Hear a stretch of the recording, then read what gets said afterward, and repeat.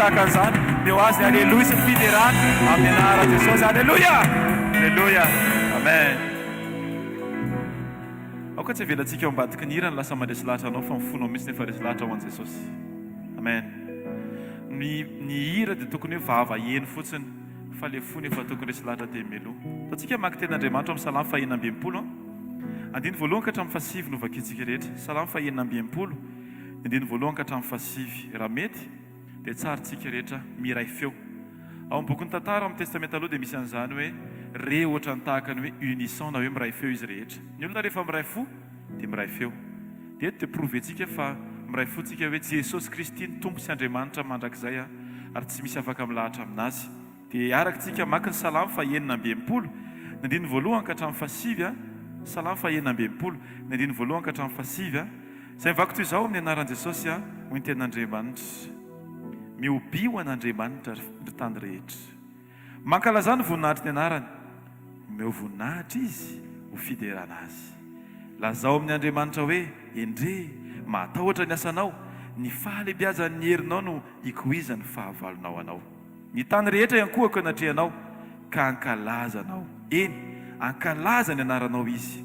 Avy ka jereo ny asan'Andriamanitra, matahotra ny zavatra ataony amin'ny zanak'olombelona. Efa nampody ny ranomasina ho tany maina izy, nandeha antongotra nitany ny olona, tao no nifaliantsika tamin'Andriamanitra. Manjaka mandrakizay amin'ny heriny izy, ary ny masony mandinika ny fireneny samihafa. Aoka tsy hanandra-tena ny maditra.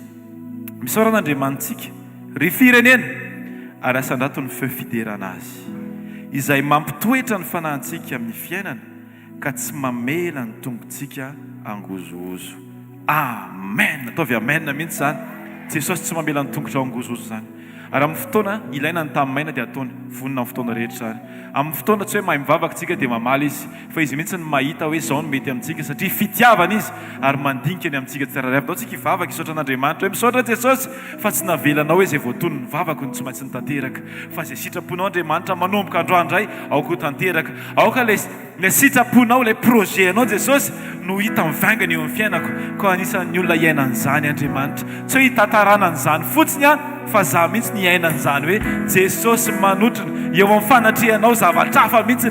Ianao Andriamanitra le mahay manamboatra sy matanteraka le tsy haiko tononona, le tsy hitany masoko na renesiny sofiko na hoe mba faniriko akory, fa aoka le fanirianao Jesosy, aoka le fanirianao Jesosy, aoka le sitraponao Andriamanitra ray no tanteraka amin'ity fotoanandroany ity amin'ny anaranao Jesosy, amin'ny anaranao Mpanjaka. Alleluia, amen. Itehaka tsika sady hika alleluia mafy.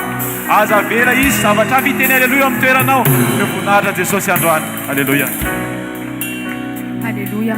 Daontsika mbola ankasitraka an'Andriamanitra raha mety ianao dia andao misaotra an' Jesosy fotsiny amin'izao fotoana izao.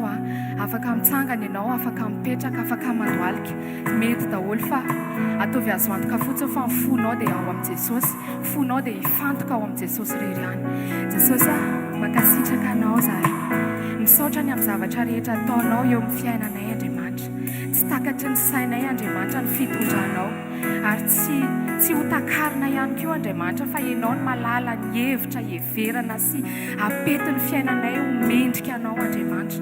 Jesosy ankehitriny izay dia tena hoe ankasitraka anao amin'ny fonay rehetra fotsiny, satria matoa zahay mbola toy izao Andriamanitra, dia mbola noho ny amin'ny famindramponao, mbola noho ny amin'ny fahasoavanao, mbola noho ny amin'ny fitiavanao izay arotsaka ao anatinay tsirairay avy Jesosy. Misaotra ny amin'ny fahazavanao eo amin'ny fiainanay, efa maizina izay ankehitriny fa taloha Andriamanitra fa mazava izay ankehitriny. Mankasitraka Jesosy, misaotra ny amin'ny fitondranao, misaotra Jesosy, mankasitraka Tompo, satria mbola afaka miteny ny vavanay androany mideranao, miankohaka eto anatrehanao. Misaotra Jesosy fa mbola afaka mahery ny sofinay androany, afaka handreny teninao indray, afaka iankohaka eto anatrehanao Jesosy. Misaotra Jesosy fa mbola afaka mahita ny masonay, mahita ny fahatsaranao Andriamanitra, na dia everinay olombelona raha hoe ratsy Andriamanitra sy hoe tena hoe mahakivy, dia misaotra fa omenao maso mahitsy izay fa tsisy mahakivy izany eo amin'ny fiainanay, satria eo ianao. Misaotra Jesosy fa mbola afaka manandatra ny tananay izay ho anao Jesosy. Mankasitraka Tompo, halleluia. Ny masoko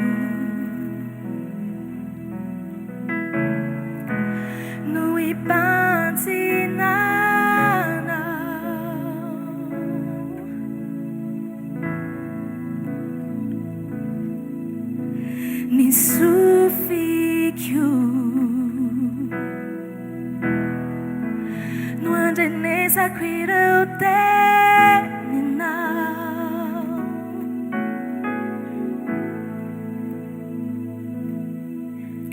ni uruku fufunai na fiamina hallelujah ni vavaku nuidera kwana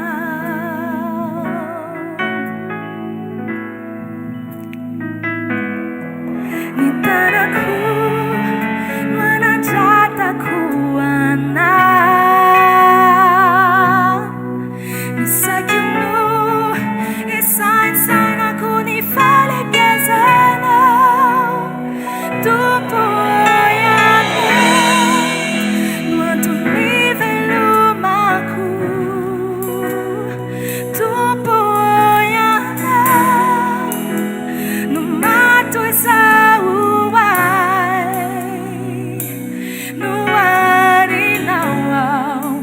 tu viende chiamino salmi Jesus do afersika ananatra fideranazy ambaratsika le fa tena hoe tsara loatra izy amin'ny fiainatsika amin'ny détail-piainatsika rehetra izy halleluja ny masoko ny masoko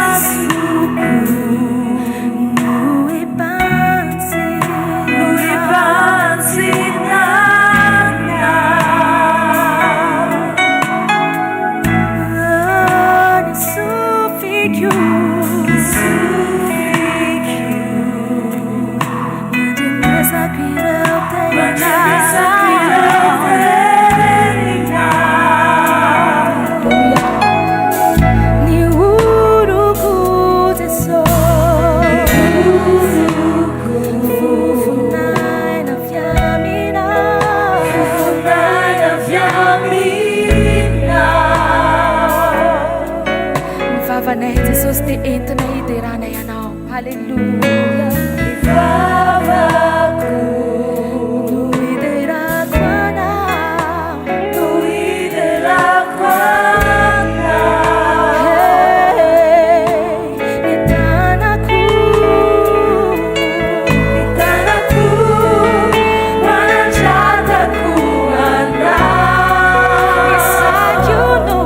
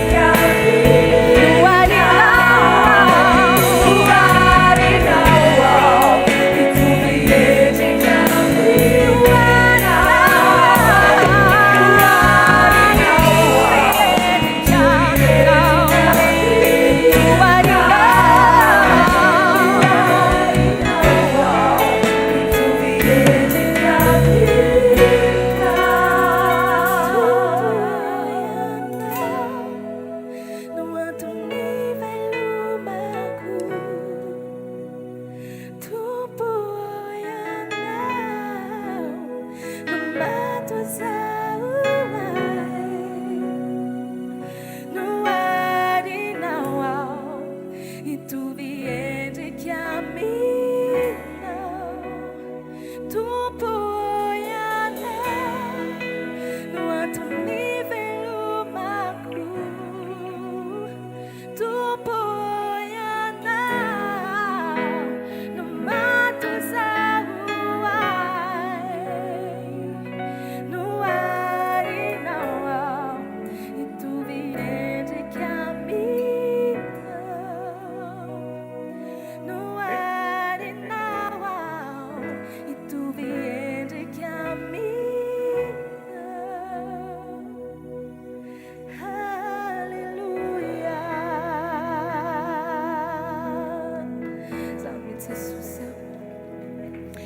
antony havelomanay Jesosy.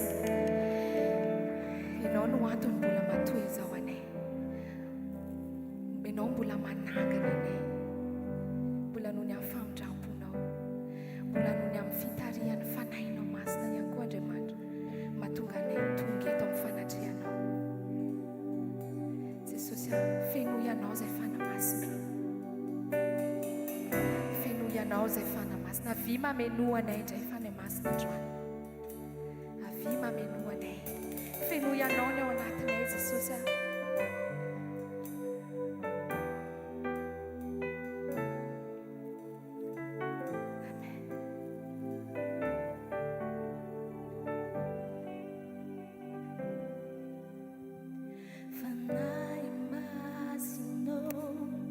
Tunga suetiana mandraya nao sai rai suni toerana fianano andrandrainay milana amin'ny fonay fa maniry mavy ny fanatreana.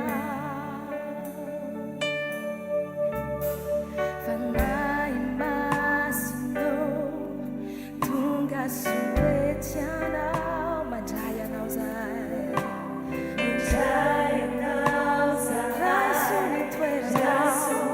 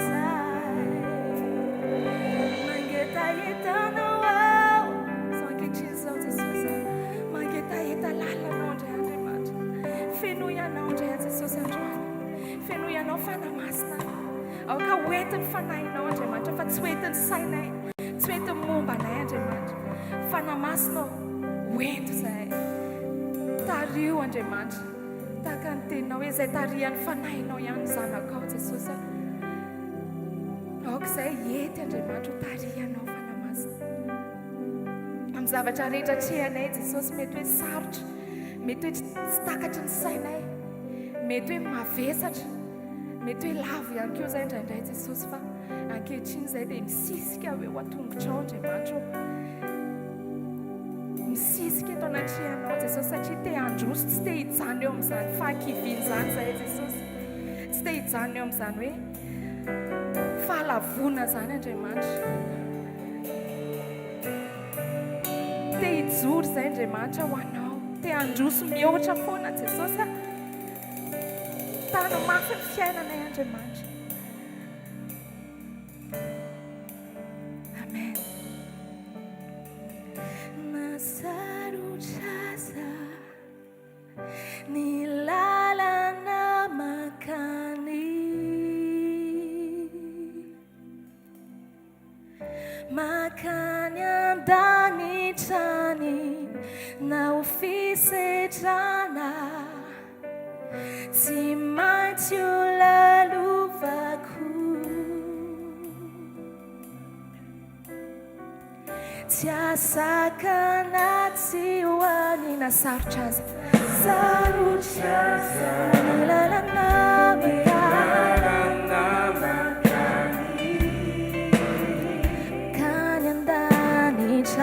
makany andanitrany na ofisetrana tsy maintsy ho lalovako tsy asakananay tsy hoany aminao zany Jesosy Alleluia tsy asakana tsy hoany fizao androsofo ninona manulo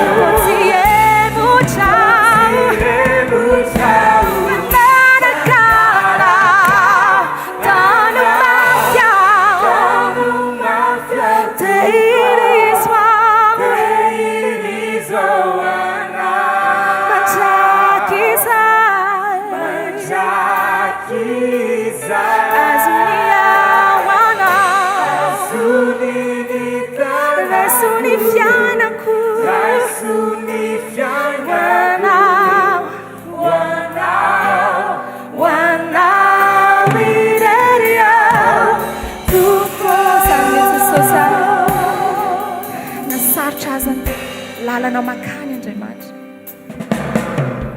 nasarotraza ny lalana makany makany andanitra na ofisetrana tsy maintsy ho lalovako tsy asakana ty hoany fizao androso foana Jesosy fizao androso ninona manolona pomozy emotra faranakana tany mafia tehirizwa manjakizay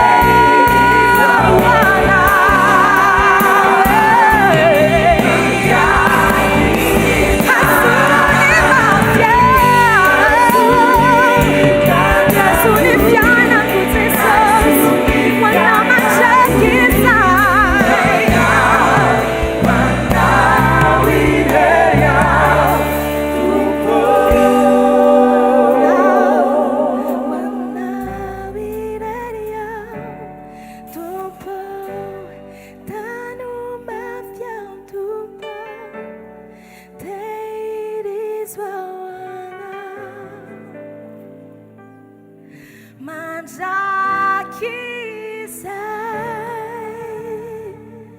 azony ny tanako raisony fiainako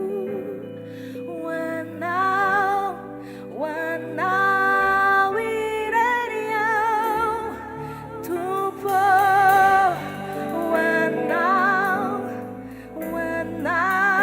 irery aho tompo hoanao irery aho tompo.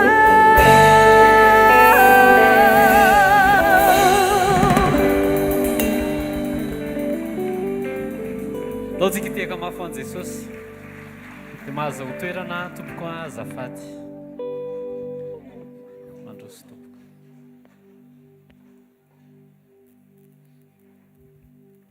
Voninahitra ho an Jesosy ny ijoroako vavolombelona sy amena voninahitra ho an Jesosy a. Le izy somary delika satria resaka asa le izy fa tena hoe averina amin' Jesosy ny voninahitra.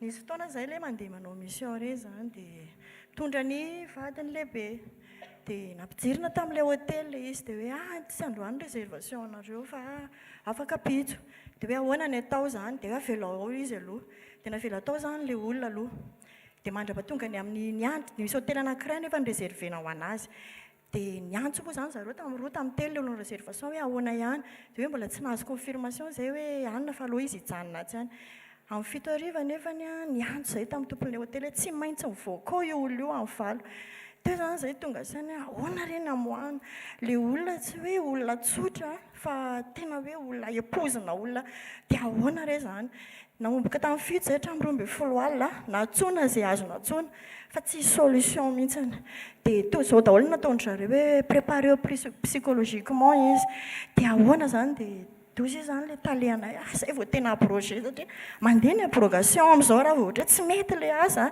zany raha vao misy zavatra tsy mety dia maso teny mahery ianao fa rehefa misy zavatra mety sy fotoana anao vaoka ny asa tsy mbola nahazo bravo zany mihitsiny dia teo zany hoe aprojet raha ve zany dia ahoana ny atao dia nody amin'ny 12 alina pile zay nody tonga ny amin'ny enina maraina dia hoe aloha tsy tenenina izy hoe avoaka ao ianao raha pitso amin'ny valo nijerevany nefa le olona hitsofika ao amin'ny sivy olona ataontsika zany hoe ny rond protocolaire mbola ambany loha izy fa ny teny le vazaha hoe non ato tsisy olona hoe ohatr'izao fa zenanao réservation ihany fa nisy malentendu teo amin'ny réservation nareo tonga dia nisy olona zany proposé anay hoe zay manana hôtely lasa nijerena tany le hôtely za moa zany olona avy amin'ny Majunga ary mbo voalanana ary zany hoe tsy hoety amin'ilay VIP mihitsy en plus na fasy mosquée ny andro ramadany le ana mitodika ohatr'izao aminazy mihitsy le izy ahoana na lalana makao amin'le izy ahoana re zany amin'ny enina sasany zay tonga any amin'ilay hôtely zay mbola tsy niteny taminy hoe ianao io ny avoakana ato afaka atsasakadiny dia teo zany dia ahoana atao dia ivoakana tomobile dia osamatsy ny talehanay ndaotsika hivavaka ho ndao ary vavaka izay dia teny tsotra fotsiny hoe Jesosy ianao Jesosy tsy manala baraka apio zay Jesosy tena nalahelo anazy zany hoe approché ve zany izy za tsy mampaninina anahy fa izy zany andray kosa ahoana kosa ary zany dia voaka tao amin'ny hôtely zay dia ndanao tale manatona le réceptionniste dia nanatona teo dia niteny hoe ahoana ohatrohatra misy olona rozina nanao réservation ato ka raha ohatra le olona tsy manome confirmation fito sy fefany dia omena anareo le izy dia ahoana zany fito sy fefany amin'ny fito sasany amin'ny valo le olona voaka ao dia ahoana dia ndao ary dia teo ny andro teo dia mijery montre ohatr' izao zay tena ohatrany hoe io dia mijery manao an'izao io montre io tonga ny amin'ny fito sy dimy ndana indray talehany tanio noho nanontaniana niteny le olona désiste le olona fa tena nitomany tena hoe te hikikika be mihitsy atao anatin'ilay hôtely andohalika sisany tsy ataoko Jesosy tena misaotra fa raha nisy zavatra ny se-passé tampoka ratsy teto tsy anaiky le olona ahoana moa vadoka ataonareo an'izany izy tsy te lala izay fanasavanao mihitsy dia faharoa mandeha ohatr'izao tamin'ny herinandro midina mitohatra ao amin'ny fiasananay dia nisy piapiaso ana zakazaka be avifa ianao ny tadiaviko dia tadiavinao maninona ho aza ianao ndrina dia hoe ie avy soraty eto ny anaranao dia fa maninona hoa ay mivola teo izy dia za ay mivola ahoana soraty eto ny anaranao dia jereko le olona misaotra anarana eo zany fa inony te dia ianao atao secrétaire administratif secrétaire inona hoa dia ianao izy mijanona amin'ny asanao ihany fa karazana promotion zany le izy dia ianao izy izy maninona moa tantana manao secrétaire administratif-ny groupe d'amitié Turquie Madagasikara. Dia zavatra nagagana io Turquie io tamin'ny heritaona hitako hitako tao amin'ny FB tao dia lasa nianatra ny langue io ny anarako ohatr'izao fotsiny. Dia za jesosy ahoana koa ary zany dia ahoana koa ary zany dia teo aho zany niavatra tsy vitako azy zany satria jereko ilay olona miaraka amiko catégorie 8 catégorie 8 zany amin'ny fanjakana ambonitsika atsasak'izay dia teo zany ahoana zany tsy ho vitako zany. Dia lasa aloha zany andeha dia ohatran'ny misy ny tenanao hoe koa jesosy ary namenao an'io dia ahoana dia lasa andeha miverina ao fa ataoko indray ho aho dia zany hoe tena hoe voninahitra ho an'i jesosy fa tena be dia be zavatra natao fa fitiniko tsy hoe ny zavatra natao hatramin'izay hoe tsisy dikany fa ohatran'ny hoe nananina be anahy ilay izy hoe aloha verina amin'i jesosy ho voninahitra dia voninahitra ho an'i jesosy. Dao tsika tehaka mafy ho an'i jesosy fitsony vavolombelona manaraka. Alleluia. Amerina voninahitra ho an'i jesosy za zany menatra raha hiteny aminareo zao hoe olona tsy fantatro ny akabeazany dia hiteny hoe za matahotra mitaingina avion.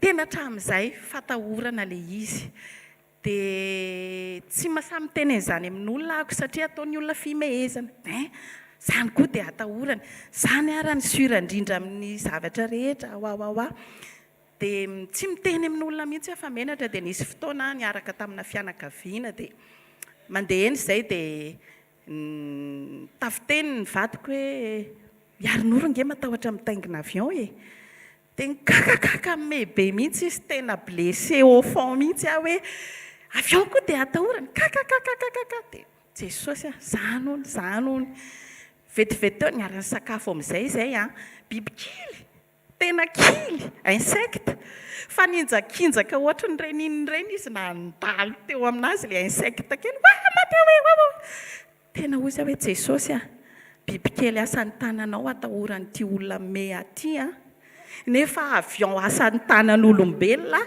tsy atokisako imehezany itolona ito anahy fa afy zany fiainany zany dia tena ndeha za tsy mbola nangataka tamin'i jesosy hoe afa ao amin'ny tahotra avion fa te hitaingina avion tsy nangataka an'izany mihitsy misy fotoana tafaraka tamin'ny mpanompon'Andriamanitra papa pasteur Jao dia miresaka za nge matahotra mitaingina avion efa afaka zany le famenarana za nge matahotra mitaingina avion zao tsy hoe papa vao za fa ho afaka amin'le tahotra na hoe pasteur Jao vao fa miresaka ohatr'izao dia mampahery zareo afaka amin'ny sezany mivavaka ho an'ny se zao dia ohatr'izay fotsiny dia tamin'ny desambra nisy asa tokony ho any Anosy-be dia avy be ny orana dia miteny tamin'ilay mpampiasa hoe za tsy andeha fa efa fantany azy zany hoe matahotra avion fa alao iandriandry kely dia ok ozy izy desambra janvier février le asan'olona 3 volana farany ananatona anazy alao aza andeha fa tsy maninona fa alao za andeha avion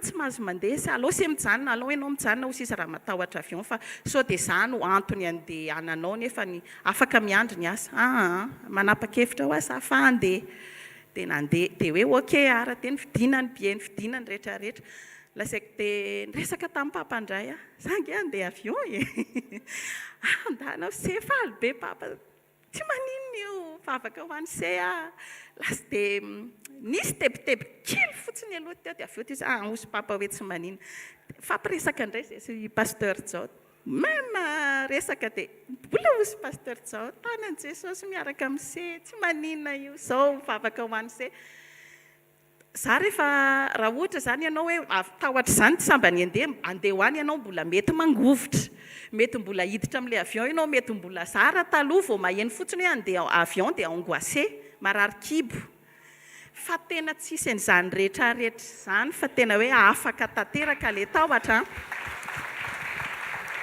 dia tena tsy nanana ihany hiditra tao fa zao koa vol atoandro ny tokony andehanako nataon'i jesosy retardé alina miditra ao azy zany tsy mahita ininona mandeha misy an'le trodaire sy ny sisa fa tsy natahotra mihitsy satria ozy hoe mandeha lalan-dratsy ohatra ny tomobile izy zany tahotraiko dia tonga soa ako tsy naninona efa février mars sasany so zany dia le izy koa entina anaovana ahafahanao manompo kokoa ozy mihitsy pasteur Jao hoe fetomboana vaovao anokafana lalana vaovao za zao tsy teto androany raha tsy nandeha avion oui satria vizana mbola teny an-dalana 2 jours ohatra izany dia rehefa tena tao anatin'ny famanginy Jesosy ana rehefa miresaka pasteur Josy Papa dia hitako hoe ilay tahotra au fait tsy fahatokinan'Andriamanitra ilay izy tsy fahatokinan' Jesosy tsy hoe tahotra fa tsy ampy ny fahatokiako an' Jesosy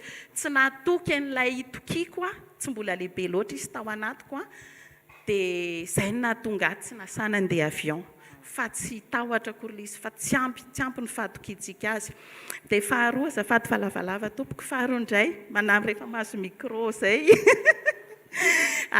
za zany rehefa misy fotoana ako ohatrany hoe tsy ohatra fa tena rehefa mivavaka dia misy vahiny tonga ao ambany ohatra tsy teo ny amaranako an'iny vavaka iny fa lasa mamonjy an'ilay vahiny ohatra misy ny ray tapo amiko tonga ka na ao an-trano dia za mbola mivavaka haindry zareo hoe mbola mivavaka dia tsy manako taba fa ny sofiko maheno an'ilay varavarana sy ny feon'ny zareo miresaka ohatra tsy teo ny hitsanganako dia lasa faraparanako fotsiny ihany ilay vavaka tena hoe mamenatra re olona dia nahita témoignage ndray andro izay namaky témoignage misy rangahy zay hoe rainy Kamboty tany Angleterre tamin'izany fotoana izany dia mpiany Kamboty izy io dia nalaza be tany izany izy dia tonga ny reine Elisabeth moa tamin'izany izy tonga nitady azy tao an-tranony dia nandondona dia tonga avy any ny mpanampiny nakao aminy hoe tonga ao ny reine Elisabeth mitady anao dia ozy izy hoe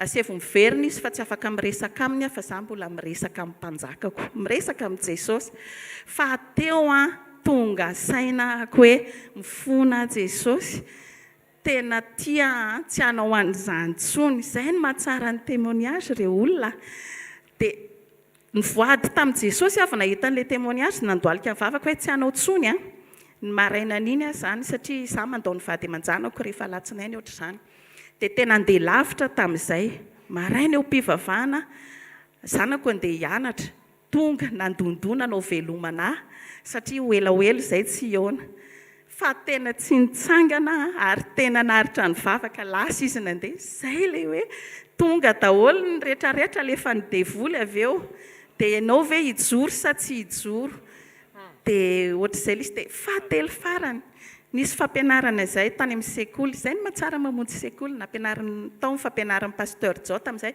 resaka ny fanasana dia hoe nasaina daholo ilay olo manakaja tao amin'ny tanàna dia tsy nisy tonga rehefa avy eo ozy pasteur Jao rehefa vita nefa ilay fanasana ianao mbola hiverina ihany hitady any monsieur le maire hiverina any amin'ilay olona nampanasa anao tsy tonga izany io dia memeza tsy za kosa angambo izany Jesosy fa kay ilay izy reto Jesosy miteny ny zavatra ataontsika meloa tonga ny zomahany iny nanao programme izay andeha ho any Apefy isy zavatra hovidiana izay tany dia ny tena tao anatin'ny saiko sy ny eritreritrako tsy andeha hivavaka fa hiala maraina be hamonjy an'ilay olona fa mivony commune amin'io hatramin'ny 12 ka raha miala avy mivavaka dia mbola taraiky sy ny sisa tonga tampoka le lesona niverina teo niverina tamberina ny lesona nataon'ny pasteur tonga dia hoe za Jesosy tsy andeha hivavaka aloha za ako andeha ho any fanasanao aloha za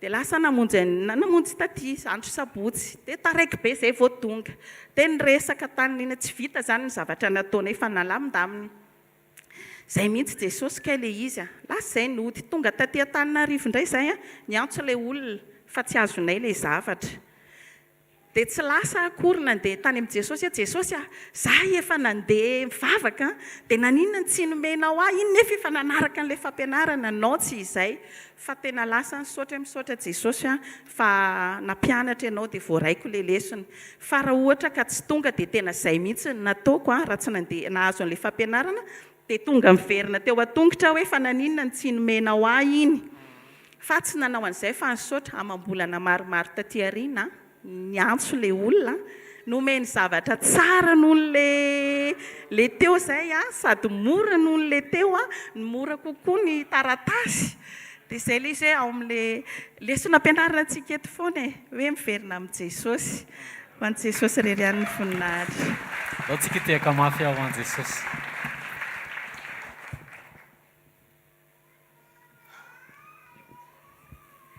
Tain'i Jesosy daholo tompoko. Mijoro eto merina voninahitra ho an'Andriamanitra ho an'ny nanomezany anako maîtrise de soi. Za zany taloha tsy manana maîtrise de soi dia rehefa tezitra dia soit mitabataba soit manipy zavatra ohatr'izany. Dia tamin'izany aloha za mbola nivavaka fotsiny fa avy eo tena miverina niaraka marina tamin'i Jesosy dia afaka ilay izy. Dia mandeha indray ny fotoana dia miverina ilay izy. Dia nisy fotoana indray afaka ilay izy. Dia miverina indray ilay izy. Dia tao anatina taona maromaro ny ainan'ilay izy dia ferany tena leo satria miezaka tsy hanao an'ilay satria efa tsy mampahalaise ilay izy fa tsy vitako nefany. Misy fotoana ilay izy vita dia misy fotoana ilay izy tsy vita. Dia leo anahy zany hoe fa manina ary ilay izy ny tsy vitako mihitsy. Dia farany tamin'ny janvier sy février tamin'ity taona ity ako tena hoe tafasaraka amin'ny Jesosy. Tonga foana amin'ny fotoana rehetrarehetra mivavaka any an-trano fa nahatsiaro hoe tafasaraka tamin'i Jesosy. Dia teo vao tsapako hoe tafasaraka amin'ny Jesosy tena ratsy fa za misaraka amin'ny Jesosy. Dia tao anatin'izay ako mois de mars moa zany namaky misy plan de lecture arahako izay hoe finoana ny thème tamin'izay. Dia tao anatin'izay tafasaraka izay dia hoe fa manina moa zany raha mino hoe mivavaka dia mino hoe ho ataon'i Jesosy amiko izay. Dia nanao an'izay ako dia nanomboka mois de mars ny fampianarana rehetra natato natany amin'ny sekoly tena hoe nidirige anaty kelikely Jesosy tao anatin'izay nanome ana maîtrise de soi. Dia tao anaty mois de mars ako nisy taon'izay pasteur Rodolphe Ntory tany amin'ny sekoly hoe orgueil ozy mila manimba laka antsika ozy izy dia ianao ozy izy misy taona mahatonga anao tsy afaka mandroso orgueil. Dia teo aho zany bitsibitsy fanamasina hoe ianao zany. Dia ozy hoe za ve zany. Dia avy eo tonga tany an-trano dia mibebaka tamin'ilay izy hoe Jesosy raha izay mahatonga anahako tsy ho tafiombona aminao dia avelako izay dia afaka iny. Dia taorianan'izay mbola nitarihan'i Jesosy niteneniny ako hoe nisy olona anankiray izay tia développement personnel be izy dia tafasaraka tamin'i Jesosy dia nitenen'i Jesosy hoe ndana ozy izy itolona ito teneninao an'izao. Dia teo aho zany hoe fa ahoana raha an'izany za nge tsy tanteraka nefa za sy hainao manao an'izao. Dia sady manao remise en question zany dia teo any nampianaran'i Jesosy hoe hitanao ozy izy ianao tsy mahay migérer ny colèrenao io ozy izy ianao miezaka ozy izy fa ilay izy ozy izy tsy zavatra ezahanao avy ety avelany hoe andeha tsy ho tezitra, andeha tsy asika, andeha tsy ho zao fa miainga avy ao amin'ny sainao ilay izy ozy izy. Ny sainao ozy izy ny ampanekenao anahy aloha dia avy eo ianao ozy izy misafidy hoe za amin'ity situation ty na mampatezitra ilay situation za tsy ho tezitra misafidy tsy ho tezitra. Dia nanomboka teo ako tena tsy miezaka be intsony zany mahay manamy zavatra hafa ary zany tena hitako hoe mivoaka ho azy ilay zavatra tao aorianan'izay nampianaran'i Jesosy anahy izay hoe misafidy fa tsy miezaka. Dia ho an'i Jesosy ny voninahitra. Afaka ilay izy to. Antsika tehaka mahafoan Jesosy safidy fa tsy miezaka. Alleluia. Mandroso tompoko.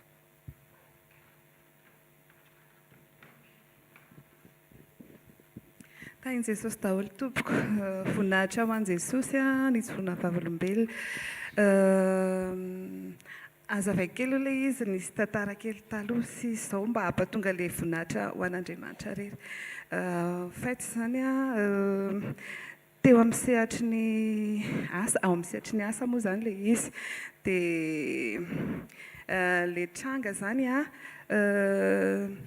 ohatrany hoe efa navesatra foana zany ao anatinay mivady hoe izay intérêt ho an'i Jesosy na mbola tsy nahainao ilay fampianarana taty na taizataiza tsy herinay ireny fa eto ilay izy ohatrany vao hoe éclairci confirmé hoe fiainana miaraka amin'i Jesosy.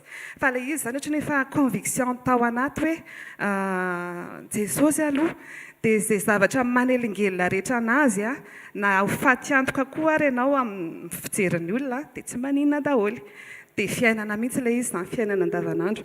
Dia rehefa nandeha teny ny fotoana ny zavatra rehetra moa tena le hoe manaraka ho azy ampanetretena dia miasa ianao ohatry ny hoe exemple concret an'izany fotsiny amin'ny endrika na fahitapity ohatry ny hoe zavatra tsy normal daholo nanana supérieur hiérarchique taloha tamin'ilay fotoana taloha zany dia nanana supérieur hiérarchique dia ohatra hoe miditra amin'ny valo mirava amin'ny dimy tokony ho izy dia za raha vita ny asako amin'ny 1:30 dia za le mody fa za tsy miafina zany fa manao velomana azy ohatrany hoe efa manana assurance ao anatiko tsy manao zavatra tsy mety dia eny efa tsy miteny hoe za izany no ataovy fa resendahatra tao anatiko le izy hoe afaka aminao zavatra be dia be raha tsy mijanona coincé ao anaty toerana anankiray zany dia avy eo ary agaga fa le mpampiasa tamin'izany fotoana izany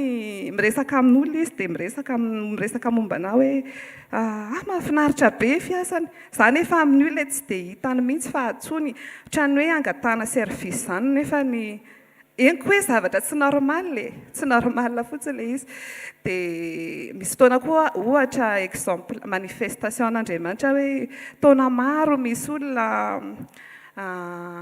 mitaky vola ohatra centaine de millions mihitsy ana orinasa takina tsy mety azo fa tamin'ny fotoana nankiny tamiko le izy dia vao niantso an'ilay olona fotsiny nefa io olona io ny nandositra foana taloha dia sady nanatona na mihitsy le olona nalohany daholo le izy dia sady mbola zandray no tondrany cadeau tsy haiko daholo tena hoe manifeste haiko hoe tsy za tena hoe ampanetretena tsisy idirako le izy dia zany le fotoana taloha daholo dia avy eo zany nifampirecommandé olona be da be zany lasa nisy zavatra fandraisana tamiko amin'ny asa dia le izy haiko mihitsy ny nga za mahay indrindra na hoe za tsy manao publication Facebook za tsy haiko fa dia tena hoe heniko hoe tsisy idirako fa tena hoe Andriamanitra rery le izy dia nisy lasa fahazarana tato anatiko le izy un certain moment fa tsy ny rendre compte hoe ohatrany nanjary nisy fahazarana miantso olona ohatrany hoe misy zavatra ilako misy olona moa zany ny tontolo amin'ny fandrarana indray le amin'izao indray ny teneniko dia amin'ny tontolo fandrarana dia miara-mahitsika fa moindre zavatra kely na normal tahaka n'iny ary ianao dia asian'olona problème eo fa amin'ireny zany dia zatra amin'ny telefona dia milamina telefona dia milamina dia fa lasa fiainako le izy dia za koa tsy mietratra hoe manota dia mety amin'ny arranger anaty teny le izy fa tsy fantako hoe en quelque sorte nisy fanadinoko kely an'le miantso an' Jesosy aloha le izy dia teto na tonga taty na témoignage na olona zay dia le olona miteny hoe za zao zanako tokony ho andeha any an-dafy dia fantako nefa misy olona tokony andefa anazy fa tsy atsoko fa Jesosy aloha ny atsoko dia ohatrany any anatiko any amin'ny teny hoe ohatrany hoe manina raha tsy ataonao ny tashinao ohatrany hoe tonga dia atsoa fotsiny aloha le olona ohatrany hoe misy an'izany lasa hoe mandeha ho azy amin'ny telefona zany za dia nisy fahazarana ohatr'izay aika le izy fahazaran-dratsy fa efa tsy niova lasa ohatr'izany zany le fahitapity loatra nitotona teo aminao lasa hoe tsy le olona zany hoe ratsy fa ianao mihitsy indraindray variana amin'ireny zavatra ireny na dia tsy hoe fikiran'ny fonao ary le izy misy fotoana le izy maka ny toeran'Andriamanitra ihany dia tamin'ny faraparan'ny taona teo iny amin'ny zavatra ataonay moa zany dia misy hoe anankiray sady mitantana an'ilay orinasa zany dia anankiray nefa sady afaka sady manao action koa za dia tao anatin'izany efa fiainana amataona zany dia mandeha ho azy le izy dia tamin'ity amin'izay le izy tamin'ny faraparan'ny taona iny tsy haiko octobre na novembre dia surprise be fa tsy oke ny taratasy vazon-dalana zany dia izy moa vitsy kely zany le olona manao no mivoaka tamin'ilay lista dia fa ahoana tsisy hoe inona tsy voaloha tsisy hoe tsy normal fa maninona no nitranga ty dia teo vao talohan'izay oke foana tsisy sakatsakana mihitsy ny hatramin'izay fa tamin'ny hoan'io zany hitako hoe te hampianatra anazy zany Jesosy amin'ilay tokony hoe miverina kely miverina mieritreritra hoe izy foana aloha fa na eo ary zareo na tsy manary zareo misy an'le tsy manary mandrakizay tokony hoe izy foana ny voalohany zay vao le olona rehetrarehetra dia vao tsy azo le zavatra dia vavona koa ary zany dia teo dia nanao le fahazaran-dratsy dia le olona tsy nanao fa nanao daholo zareo dia nefa ny résultat zéro ihany dia raha fijery maha-olombelona zany hoe tapina zany ny domy satria io ny nanao isam-bolana io zany hoe amin'ny mampitatana anao dia mahazo karama ianao dia amin'ny action anao koa zany ianao tapina zany tsy afaka mandefa satria tsisy taratasy dia nefany kay Andriamanitra kay tao alohan'izany problème zany izy kay efa nanao zavatra fa ohatrany hoe tsy mirendre compte ianao hoe misy zavatra ohatrany hoe tia foana ihany le mahazatra fa izy zany adinidiny le efa ataony eo foana dia le fahitapita isan-karazany regny kay zany nihoatra lavitra noho le zavatra le tokony ho azo isam-bolana rehefa kajikajina dia avy eo nandeha ny fotoana dia mois de novembre le zavatra nitranga dia za zany efa hoe tsy mampanina ntsony na tsy mandefa karama aloha zareo satria ona kosa moa na za ve tsy homenatra hoe aiza ny taratasy dia maninona fa nefany tena hoe tsy niady varotra koa nefa zareo fa alevany zareo foana le isam-bolana tsisy hoe fa maninona na hoe ona fa eritrereto fotsiny amin'ny heritaona hoe mba anitsika nefany misy riska be ianao zany tsy mahazo indray mandeha zany dia ohatrany hoe misy riska ny amin'ny manaraka raha hoe amin'ny fijeriny hoe administration manokana fa avy eo zany nandeha fotoana mois de 10 mois angamba zany zay le izy nendrasana efa tsy hoe namoy fo fa rehefa tsy hoe tsy ndraraiko ntsony le izy fa tsy dia hoetiko ambavaka be izany ntsony fa zany no travailleny ato anaty koa ampifanaraka hoe na mety na tsy mety na azo ino na tsy azo inona moa zavatra miova zany amin'ny fiainako tsisy vao mainka raha tsy haiko azavaina zany le izy fa mihoatra lavitra noho le zavatra hoe azo normal hatramin'izay le izy le sarotsarotra kely tamin'ity dia masomo mijery fotsiny mbola tsy azo ity dia donc iny aloha ny tena manahirana anahy nefa n'le ataon'Andriamanitra atao ambadika adinidiny indraindray dia vao tamin'ny herinandro ity tonga le nisy message dia za hoe tsy mpandefa message ana matetika le olona fa za foana no mandefa message aminazy rehefa misy manahirakirana hoe jereko kely le zao dia nandefa message izy dia tonga dia falibe satria azo le zavatra rehefa nandeha récupérer an'le izy nefany dia jerevako tadidiko le lista farany eo ambany eo manao sy tsy nisy ninina nampiana afa-tsy le anay rery ny nampiana teo na debe ara ny andry dia niara-ny andro daholo ny olona rehetrarehetra hoe mbola hoisy hono mbola hoisy ivoaka eo fa rehefa tonga teo tsisy ninina nampiana teo fa tena hoe le anay rery ihany tena hoe ohatra jereny Jesosy manokana mihitsy le fiainanao rehefa le situation anao zany rehefa hoe manaiky ianao hoe hovaina dia tsika tenena zany hoe tsy miankina zany amin'le zavatra mety sy mety hitan'le maso zany sy le ataon'le olona mandiny tsy miankina amin'le ina moa zany le persécution be dia be mety amin'ny zavatra misy aty amin'ny hita maso fa rehefa mijery an'i Jesosy tsika dia mety zavatra rehetra dia ho an'i Jesosy mandrakizay voninahitra Dovy mafy ny tiako ho an'i Jesosy.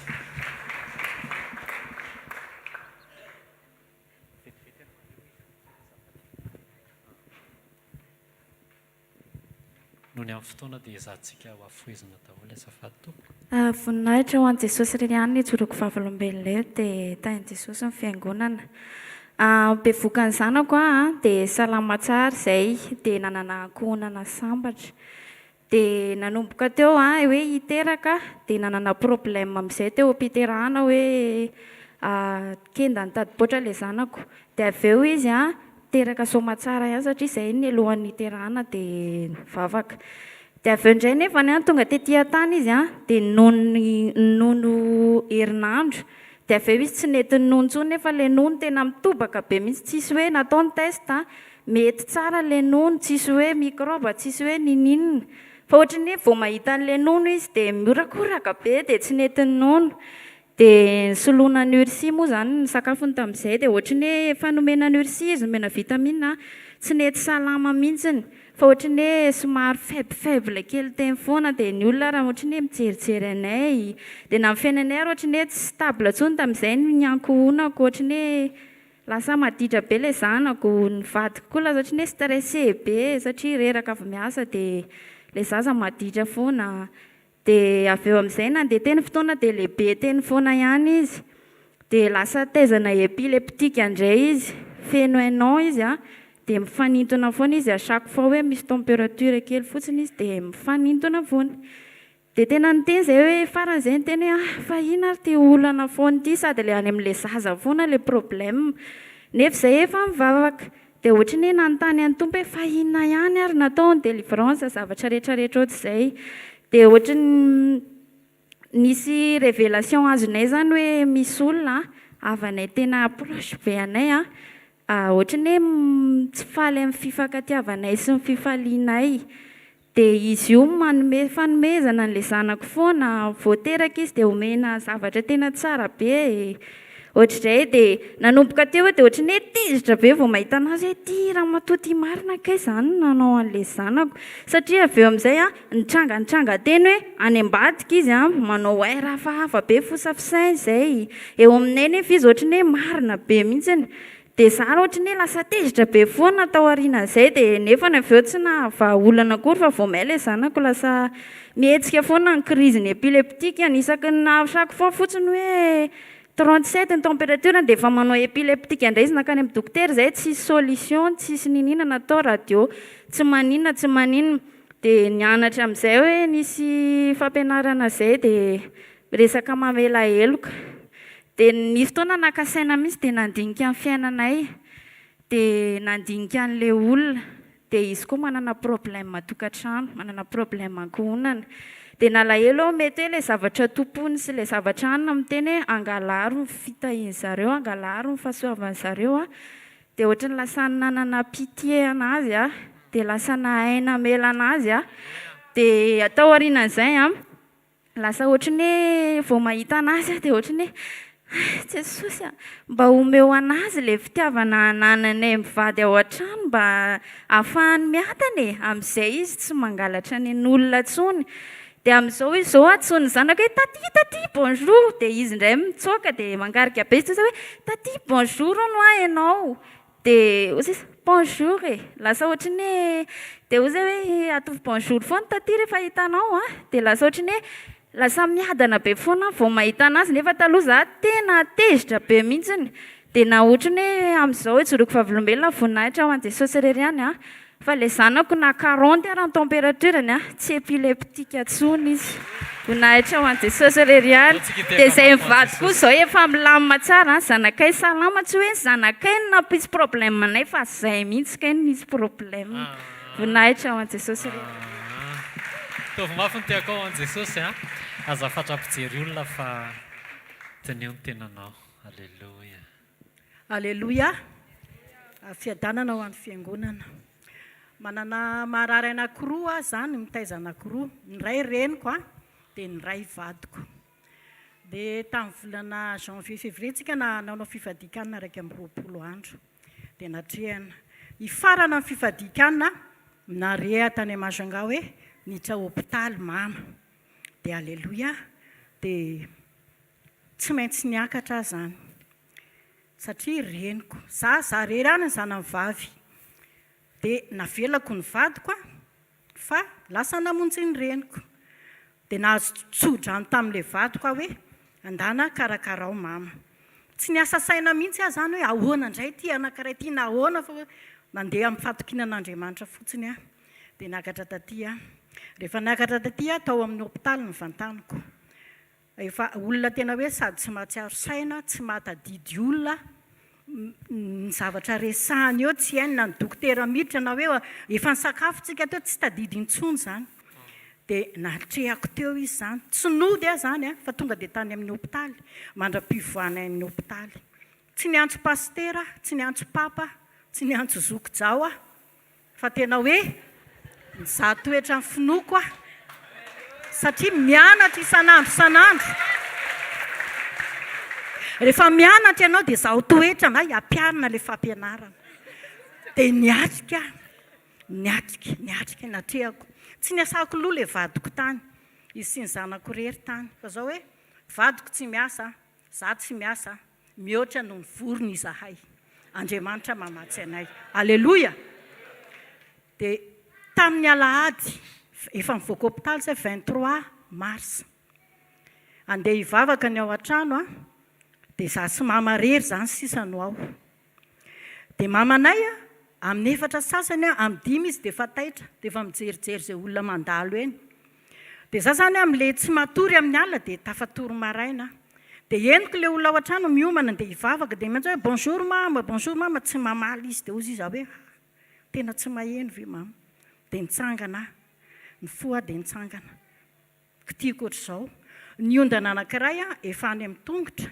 ny loha efa anankiroa ny ondana satria ampiakarina izy rehefa matory ny lohany a efa tsy eo amin'ny ondana tsony koa ka ny problème mamanay zany tsy ampy oxygène izy dia tany amin'ny hôpitaly asiana oxygène fa rehefa nody a tsy nasiana oxygène dia misy professeur zay moa teny hoe ametahana masque pression positive zay izy isaky matory mba amin'le oxygène zany fa tsy nataonay le izy satria lafo be dia tonga ny alahady amin'izay rehefa ohatr'izay mamanay nalemy ohatry ny lamba dia nijereko le oxygène 41 dia eo zany mbola mivavaka sady manaintaina ny ato anaty fa andao ve ty ireny ty alleloia dia narefeo aho hoe atsony mpanompoko izy izy tonga dia natsary tamin'le Abrahama hoe andany ianao dia teneny izy hivavaka ao anao dia hoe atreto zany a tapitra le finoko iantso amin'ny papa dia vonaitra ao an'Andriamanitra tonga dia nandray papa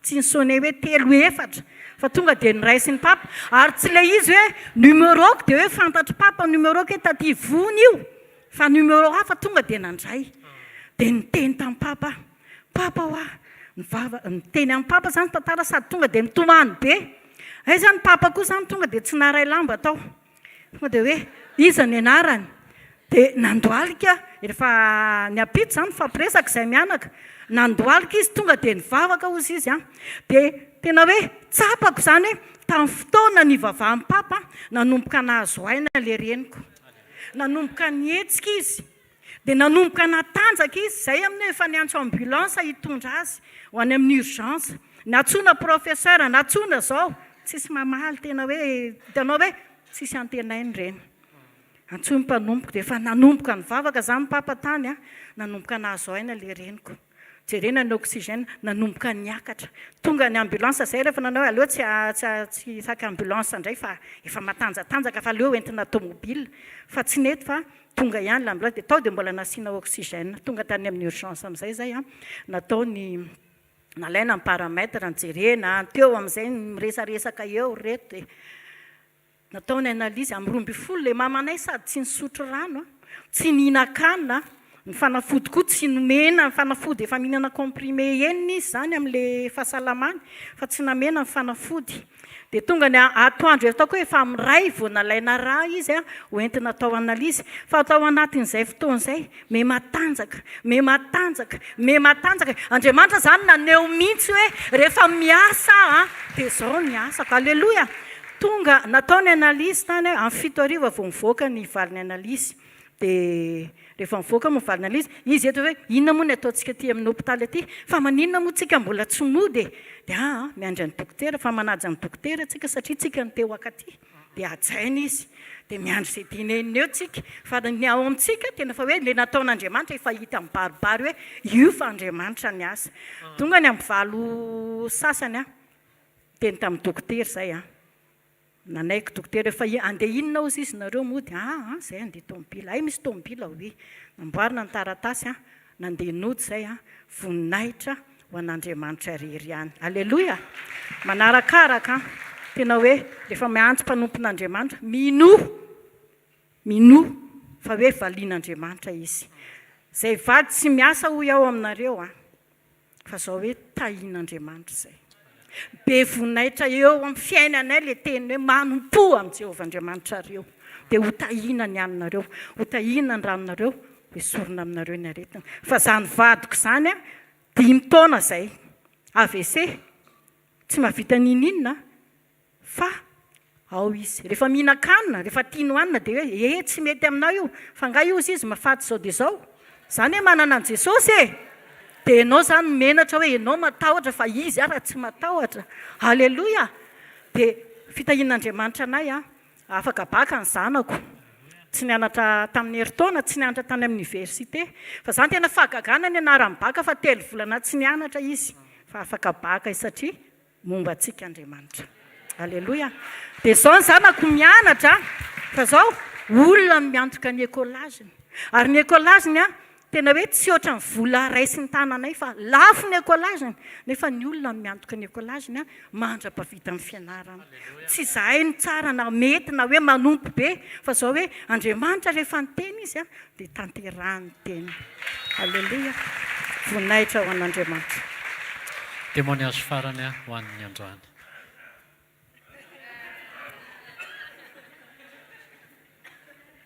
Alléluia. Falmerabantsika rehetra amin'ny anaran'i Jesosy dia nijoroako hoe tena merina voninahitra ho an'i Jesosy irery ihany satria tamin'ny herin'ny zoma avy niasa dia tonga teto amin'ny fanatrehana dia vao niditra kely an'io varavaran'io dia nanomboka engourdi daholo ny ilan'ny droitiko dia ohatra hoe tsy reko tsony zany ny ilan'ny droitiko dia naka seza dia mipetraka moa dia tonga eto hoe hivavaka za tsy nijery symptôme tsy nihaino izay fitrangana aretina na inona fa tena hoe nifantoka tamin'i Jesosy dia vita ny fotoana dia nandeha nody izay dia ny andalana mody efa manomboka mikaraikona le ilan'ny droite dia ny ilan'ny gauche tsy voacontrôleko tsony tsy mamaly tsony na ataoko hoe geste farak'izay tsotra indrindra amintsika raha ny hoe manokatra sarona tavoahangy dia tsy vitako ny baiko ny vatako nisy teny mpanompon'Andriamanitra tamin'ny herinandro tao amin'ny sekoly hoe tsy hoentintsika amin'ny fahazarana ny fahavelomantsika satria ry ihany etaký fa matoantsika mbola velonay mbola afaka mihetsika mijoro mifoka rivotra dia noho ny famindrapon'Andriamanitra dia izay nanomezako voninahitra anazy satria tao anatin'izay fotoana izay dia manodidina anahy no panika fa zako tena hoe nifantoka satria zareo mahita ny etahako zareo mahita ny etahako hoe ny ilany rehetrarehetra iny tarehy rehetrarehetra efa mivilana dia mikaikona daholo ny ilan'ny droite ny ilan'ny gauche ny lela miraikitra tsy mahavita miarticuler dia raha le symptôme zany efa hitako teo amin'ny ray aman-dreniko dia fantatro le izy fa za tsy ny confessé kosa aloha dia nandeha zay dia niantso mpanompon'Andriamanitra dia vadiko koa moa mampahery eny an-dalana eny tsy zavatra resany anahy fa tsy Jesosy dia niantso mpanompon'Andriamanitra zay dia nivavaka izy dia zay ny zavatra nataonay voaloha hoe ninona zavatra nitranga teo amin'ny fiainana dia feo an' Jesosy aloha ny enona nandeha ny weekend férié ny latsinainy talata izay vao afaka namonjy dokotera dia zavatra nytenen'ny dokotera tonga dia nanao bilan rehetrarehetra hatramin'ny scanner natao daholo rehefa nentina tany amin'ny dokotera ny résultat dia ozy izy hoe impossible ozy izy raha zao ny etahanao nefa tia ny résultat anao satria ny valin'ny scanner sy ny analyse zany dia lésion ischémique zany hoe raha ohatra ka raha ny terme fantatritsika dia infarctus ny fo ny mahazatra atsika fa ny anahy ny cerveau fa tena hoe teo Jesosy dia Jesosy ny tompony teny farany fa tsy izay zavatra symptôme na zavatra c'est logique en science fa jesosy ny tompony teny farany dia izay ny tenin'ny dokotera impossible ozy izy raha zao ny etahanao tsy misy séquelle nisy fotoana ty tanako ty somary pelipelika izay manao geste involontaire fa tao aorianany vavaka dia tena hoe sitranin' jesosy dia mijoro somatsara ho an'i jesosy rery ny voninahitra teny. Alleluia, voninahitra ho an'i Jesosy. Ampiko kely le izy, tsy mora ny migery an'le izy satria zaho mitondra tomobile dia izy eo amin'ny devant. Mamanay ato aoriana, ny ankizy ato aoriana. Miteny amiko izy fantatro ny feoany. Dia tonga dia ohatra ny miraikitra, tena miraikitra dia jereko izy ohatra ny hoe mamody manao câlin zany ny ankizy ao aoriana, tsisy mahita mamanay tsy mahita fa ohatra ny hoe manao câlin fa jereko ny tarehany ty ilany akavanany ty efa mivilana manao ohatran'izao aty daholo iny rehetrarehetra iny zany ohatran'ireny pibasy antitra reny efa ampimeziko nareo fa tsy mora fa tao anatin'ilay izy dia Jesosy ao anatin'ny saina amin'izany hoe Jesosy ho veuf ve tsy azo atao ny mampafantatra ny ankizy hoe jerevo mamanareo satria tonga dia mipanika nanana mamanay koa ao aoriana fa hoe miantso an' Jesosy dia velona Jesosy satria velona Jesosy dia velona tsika. Alleluia, tsisy zavatra akifa no Jesosy dia zao tsika tsirairay avy dia atovy Jesosy ny antony fahavelomantsika tsirairay avy. Alleluia, ndao tsika hitsangana merina ny voninahitra any amin'i Jesosy ny amin'izay rehetra nataony be da be izy teo.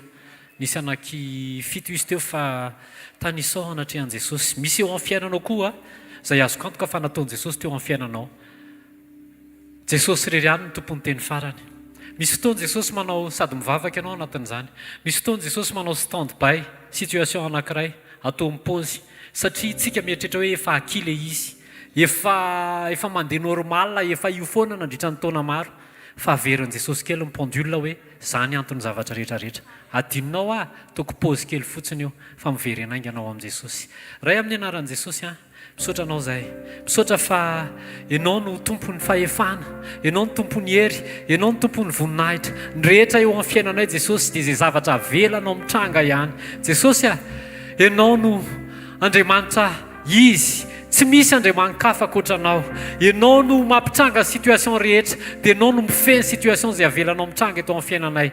Eto izay Jesosy dia mamerina ny voninahitra any aminao, ny amin'ny fahagagana, ny amin'ny famantarana, ny amin'ny fiovampo, ny amin'ny fampijanonana ny toe-javatra eto amin'ny fiainanay dia averinao amin'ny lony zany rehefa mamerina toerany ny toeranao zay eto amin'ny fiainanay. Jesosy mpisandratany amin'ny fiovantoetra. Misaotra Jesosy fa tsy ezakay le izy fa safidy fotsiny ny omenay dia ianao no manao ny zavatra rehetra. Misaotra Jesosy ny amin'ny fanasitranana an'ilay zanak'ilay taty teo. Misaotra Jesosy ny amin'ny famerenana amin'ny lony ny fiainanay tsirairay avy, famerenanao amin'ny lony mamany taty vony Jesosy zay efa raha ny zavatra hita maso dia efa lasa fa noho ny valim-bavaka izay nomenao dia naverinao amin'ny loniny. Misaotra Jesosy ny amin'ny famerenanao ny fanasoranao ny tahotra tao amin'ny taty alin'ora. Misaotra Jesosy ny amin'ny tsy fahatokina izay niesorinao. Misaotra Jesosy fa tsy zavatra aky izany fa ao aminao ianao ny rehetra ho anay. Misaotra Jesosy ny amin'ny vavolombelon'ny taty Romy teo Jesosy izay efa tena hoe raha ny hita maso dia tena tsy mampijoro fa noho ianao Jesosy dia mijoro zay. Misaotra ny amin'ny fiainanay tsirairay avy Jesosy misandrata Jesosy ho anao ny dera sy ny laza ary ny voninahitra mandrakizay amen. Ndao tsika tehaka mafy ho an'i Jesosy.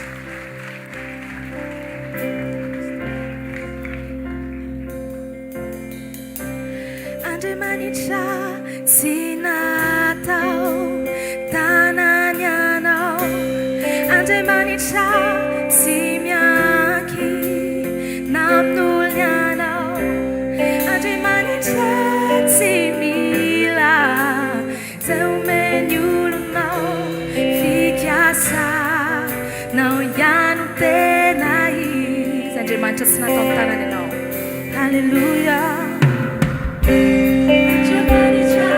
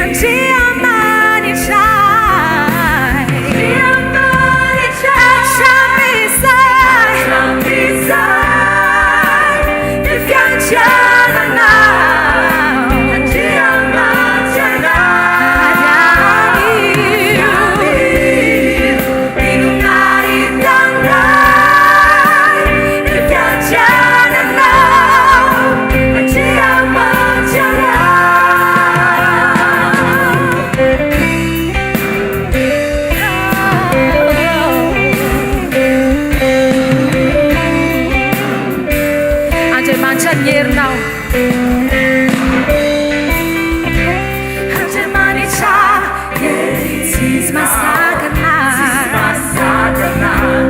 Andriamanitra ny anaranao Halleluja Andriamanitra ianao Metsika ny saotranao Andriaman Zay teneninao iza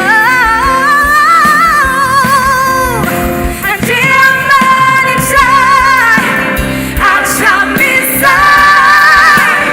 Ifiandrana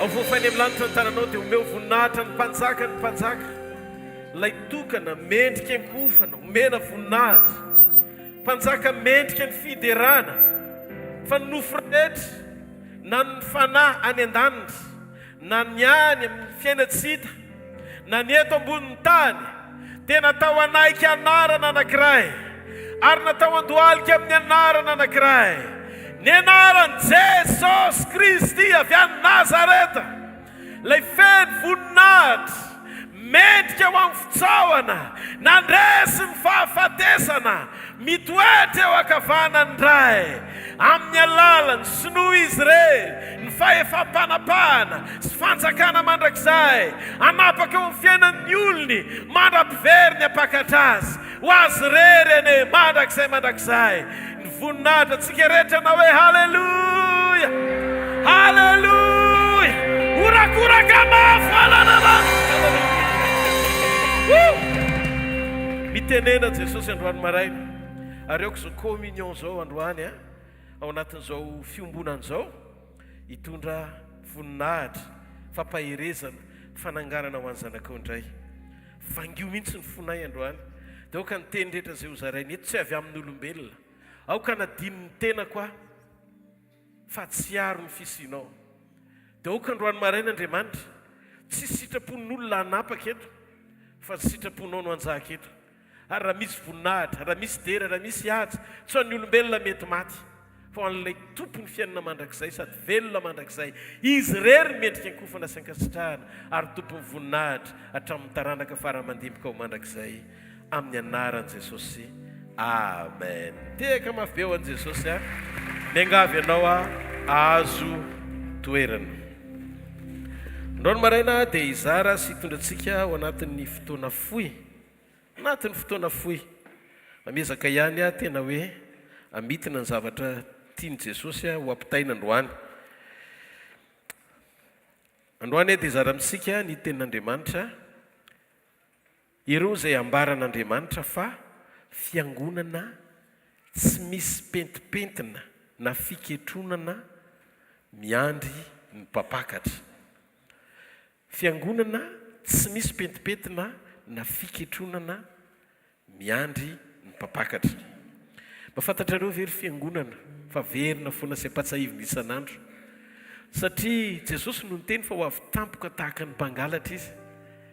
Zany hoe ny fotoana iverenany tsy hoe mampiomana izy hoe ho avy ara-pitso no ho avy rehefa avy eo, fa izy tonga tampoka, tsy mandondony fa tonga dia tonga tampoka, tsy voatery plazy fa tonga dia tonga tampoka.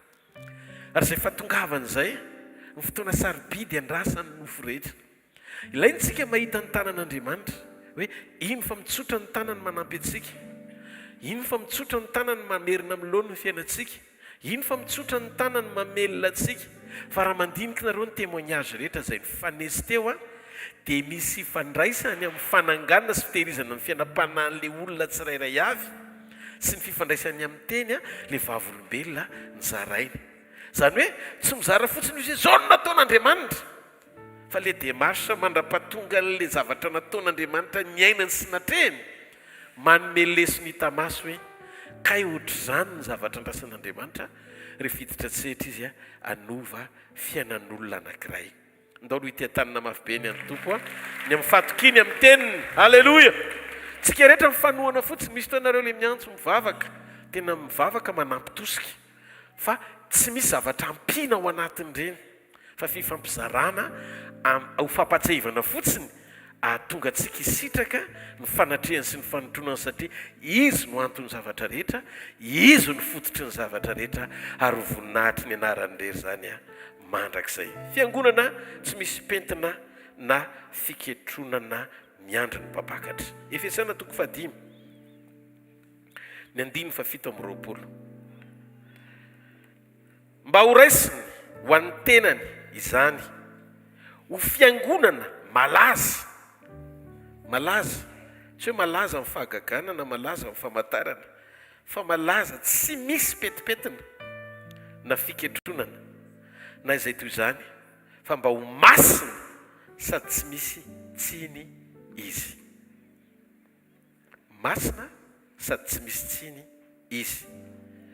Ny hoe an Jesosy sika dia ilay karazan'olona anankiray mametraka mahay eo an Jesosy, mihoatra rehefa tsy eo imaso nizaniza, fa ianao rery sy izy rery.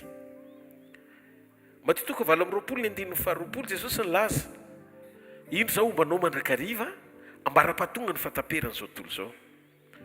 Misy fotoana zany ianao anatin'ny ray andro tsy voatery ho eo foana ny vadinao, tsy voatery ho eo foana ny zanakao, tsy voatery ho eo foana nizaniza, fa Jesosy ry havana dia niteny fa hoe raha misy ny anankiray eo amin'ny fiainanao ary tsy absent mihitsy mandritra ny séjournao eto ambonin'ny tany dia izy. Zay mahatonga azy miteny indro ombanao mandrakariva, ny dikany hoe mandrakariva maraina, atandro, hariva, alina, amin'ny fotoana rehetra eo izy. Ino no andrasan'Andriamanitra amintsika? Ny fahafahantsika mametraka lanjan'ny fisiny tsy hita maso eo amin'ny fiainantsika mihoatra noho ny fisiny izay hita maso tiantsika ekinana. Ny fiangonana tsy misy pentipentina na fiketronana dia miconsidéré na manome lanja sy tombam-bidy valeur ny fisin'Andriamanitra eo fiainany ho ambony lavitra sy mihoatra noho ny fisin'ny zavatra rehetra sy ny olona rehetra izay manodidina azy. Eny fa na dia izay akaiky ny fony indrindra azy. Mila mijery todika eo amin'ny fiainany miafina ny olona anankiray, eo amin'ilay tontolo-piaina tsy misy mahita fa ianao rery sy Andriamanitra. Hozy Jesosy zay ao amin'ny Jaona 7:10 ny 9:7. Jaona 7:10 ny 9:7 zao ny voasoratra amin'ny anaran'i Jesosy. Ary ho an'ny reto no hanamasinako ny tenako mba hanamasina ny fahamarinanao azy. Ao hozy Jesosy, ho an'ny reto no hanamasinako ny tenako mba hanamasina ny fahamarinanao azy. Andriamanitra masina tsy mila masinina, fa rehefa tonga nofo naka ny endriky nofo Andriamanitra atao hoe Jesosy Kristy dia tsy maintsy nanaiky hanamasina ny tenany Jesosy ho an'ny olona izay nandray azy sy nino azy. Inona ny tiany Jesosy ho tenenina? Nanamasy tena ho anao Jesosy mba hanamasina ny fahamarinany ray anao, mba hanamasina ny fahamarinany ray, fahamarinanao azy. Rehefa nivavaka tamin'ny ray iny Jesosy dia niteny hoe ary ho an'ny reto no hanamasinako ny tenako mba hanamasina ny fahamarinany ray azy. Midika hoe raha mitory fahamarinana, zay le fiangonana ampakarina, raha mitory ny fahamarinana kanefa tsy manamasy tena dia mandoto ny fahamarinana zay toriko. Midika teny io militsika mijoro miaina ny fanamasinan'Andriamanitra antsika mba hahafahany hafa misitraka ny fiainam-pahamasinany zay asehony amin'ny alalan'ny faneketsika hijoro sy aina ao anatin'izany. Raha mitory fahamarinana ianao kanefa tsy manamasy tena dia mandoto ny fahamarinana ianao. Ary ilay fahamarinana tsy afaky ny hanamasina koa. Nahoana? Satria ny fiainanao sy ny fijoroanao dia miteny sy mitory ary mihoatra lavitra noho ny fizarana teny sy fahalalana anananao ny amin'Andriamanitra. Ny fiainana miafina dia manambara zavatra mihoatra noho ny teny izay toriana. Ny teny izay zaraiko aminao zao dia fahamarinana, ary tsy hoe teny fantatro ny zaraiko, fa zay mandresy lahatra ny foko sy namangin'Andriamanitra ary ny ekeko tonga fiainana fo mijoro mizary zany teny zany aminao. Raha ohatra ka fo na sandoka ny olona anankiray dia eo amin'ny afina no hanehoana an'izay fiainana faharatsiana izay mifanohatra amin'ilay fiainam-pahamarinana zarainao. Misy endrika anankiroa ny atao hoe sandoka. Misy fotoana miarihary amin'ny asa ny fisandohana izay ataony, fa misy koa miafinao mangingina le mahasandoka azy fa tsy mivoaka eny amin'ny publika. Raha ohatra ianao zany ka sandoka aho na za sandoka ao amin'ilay miafina dia omeny fanamasina aminao ny fahatsapana fa sandoka ianao. Ianao zany le mivavaka mandray teny fahamarinana avy amin'Andriamanitra dia ny fahamarinana zay tenen'Andriamanitra aminao ho zaraina tokony ho fiainanao aloha vao fahasahiana eny am-bavanao ny zara lezy. Satria raha hoe ohatra ianao kakarazan'olona mbola miaina ao anaty fisandohana tsy tena ho misitrapon'Andriamanitra ao amin'ny afina nefa te hizara teny mpahamarinana, be tsara velatsia ao anatin'Andriamanitra ianao. Dia ny fanamasina manaitra anao, ny fanamasina manaitra anao izy ary mamefatrapanao anatinao raha ny Jesosy tokoa ianao hoe tena sandoka ianao fa mitandrema. Mpandaingy no mitory fahamarinana kanefa manana fiainana mifanohitra amin'ny zavatra toriana. Fiainana ratsy miafina satria ny zavatra zaraiko tsara be kanefa ny ataoko miafina tsy izy mihitsy. Zay le atao hoe petsara vela tsi. Matthieu 23:27. Matthieu 23:27. Matthieu 3:7 zao ny voasoratra. Loza nareo mpanorandalàna sy farisew tsara vela tsi, fa ianareo dia tahaka ny fasana voalalotra fotsy izay miseho tsara tarehy eo ivelany nefa ny ao anatiny dia feno taolany maty mba ny falotona rehetra.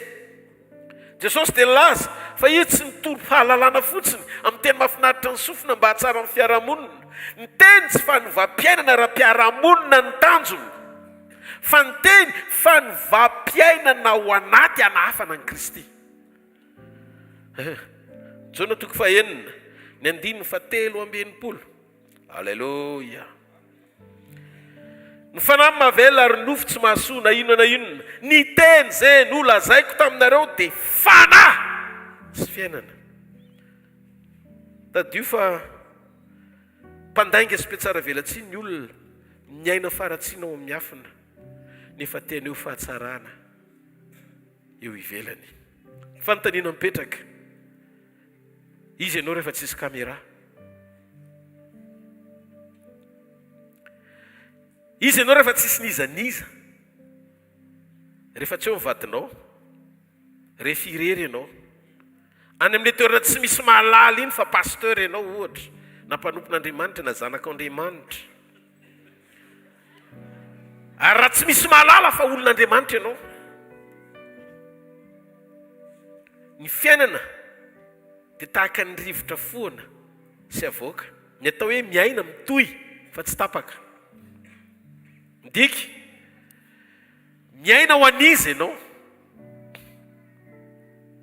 Inona ny tanjom-pisiana ho eto ambonin'ny tany?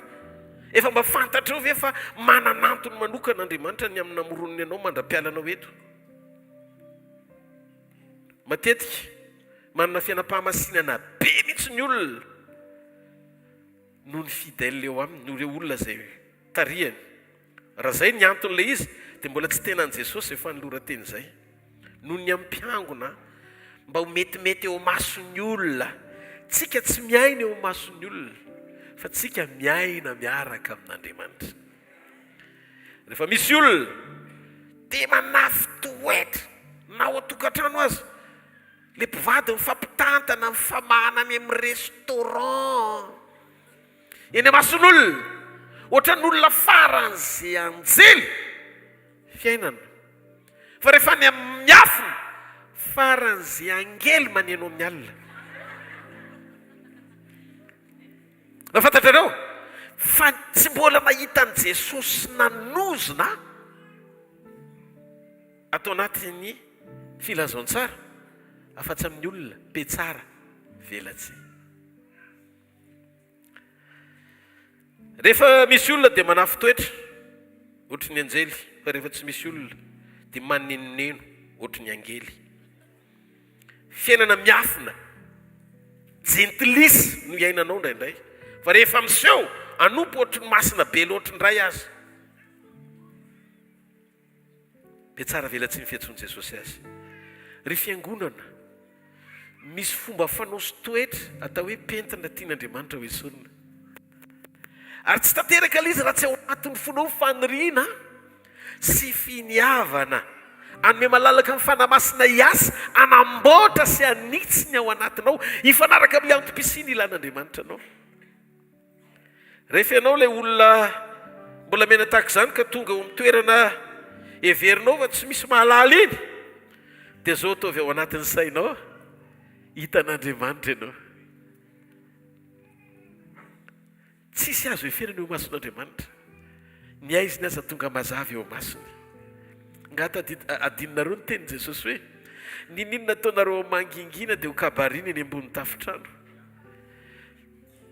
Ary zay eo maizina aza dia toy ny mazavy eo mason'Andriamanitra. Zanak'Andriamanitra eo.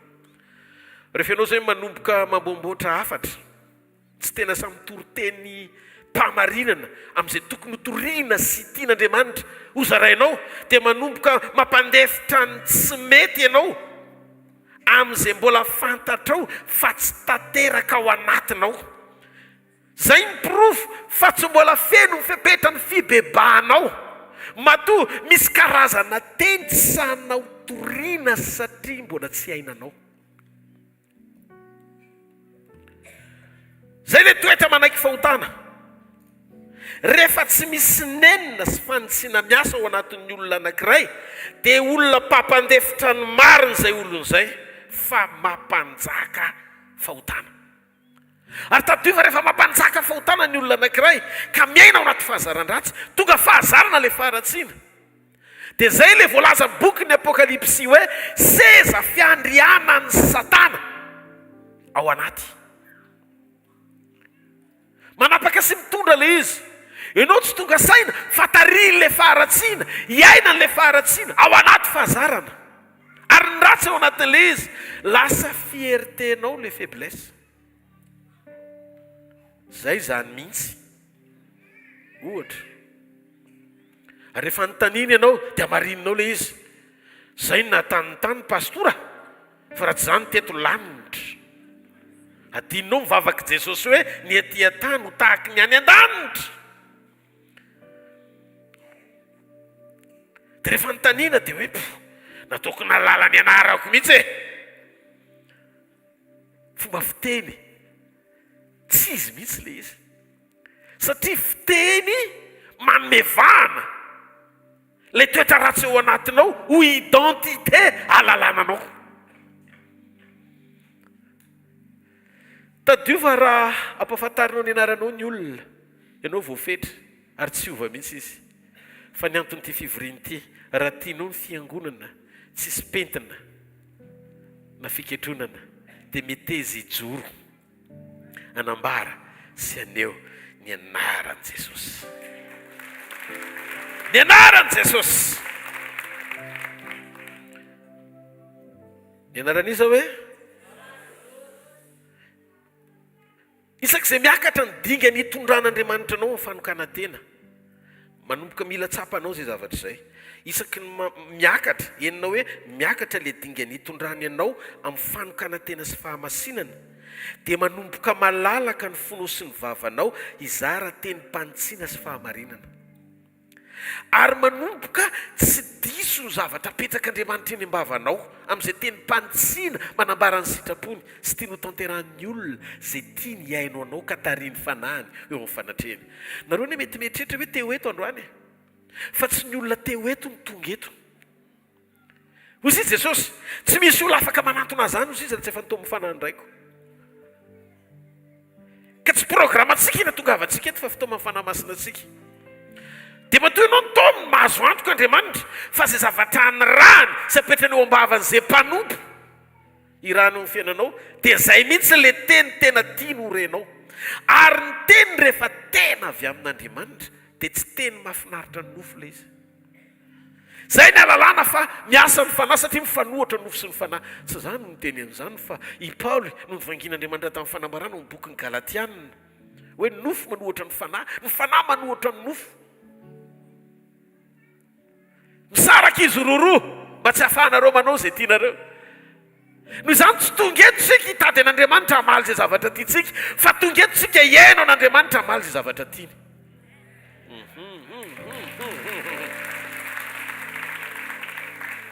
Ny fitiavany efa nomeny meloa roa rivo taona lasa, ary naseho ny alehibe ny fitiavany ho ambony sy mihoatra lavitra noho izay andrasanao aminy. Nomeny ny ainy, mato anao izy, noety ny fahotanao, niaritra ny eso sy latsa no ny fahorianao izy, ary ny diakapoka tamina sitrana anao.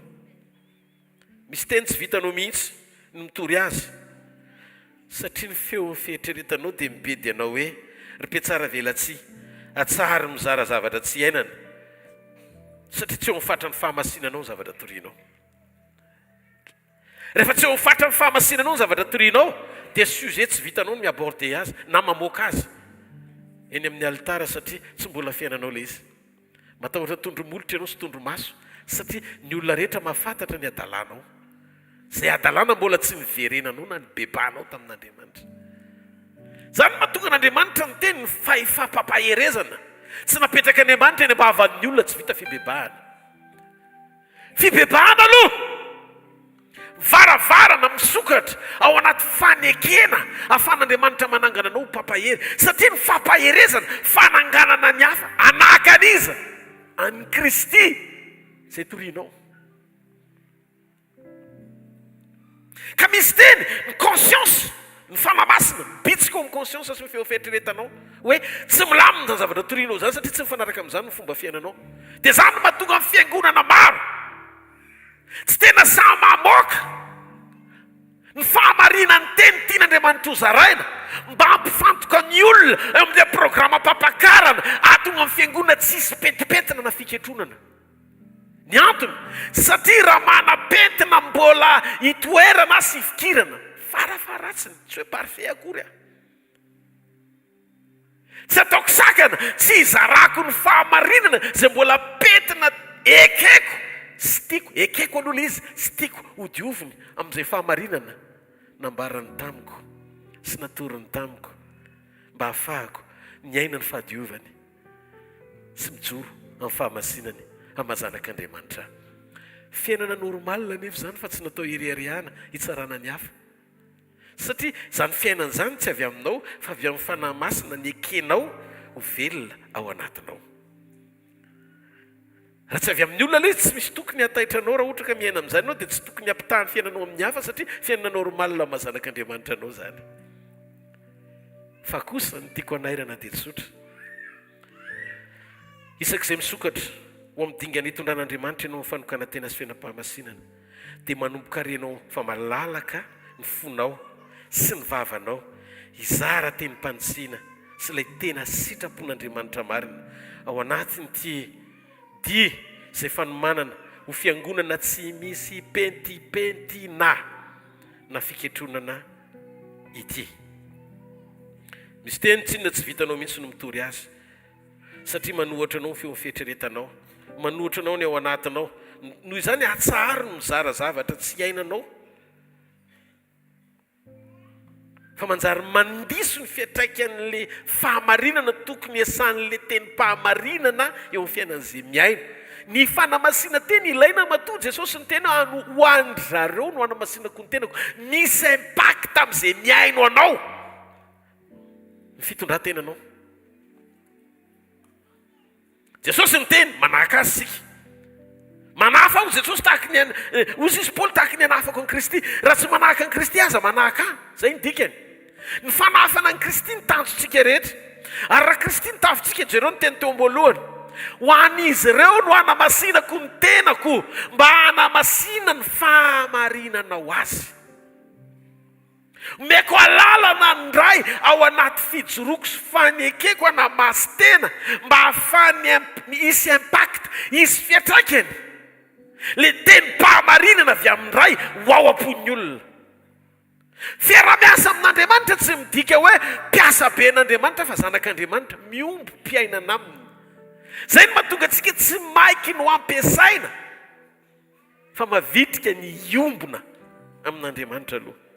Jereo le témoignage be dia be teo fivoantoetra sy fijoroana dia miseho voninahitr'Andriamanitra satria maly anjara mahakasika momba ny hoe finoana kristianina sy ny finoana amin'ny testamenta vaovao sy ny finoana amin'ny testamenta taloha tsy mitovy le izy. Finoana amin'ny testamenta taloha finoana miorina amin'ny hetsik'Andriamanitra sy ny fisehoan'Andriamanitra eo amin'ny olona satria olona mitady an'Andriamanitra.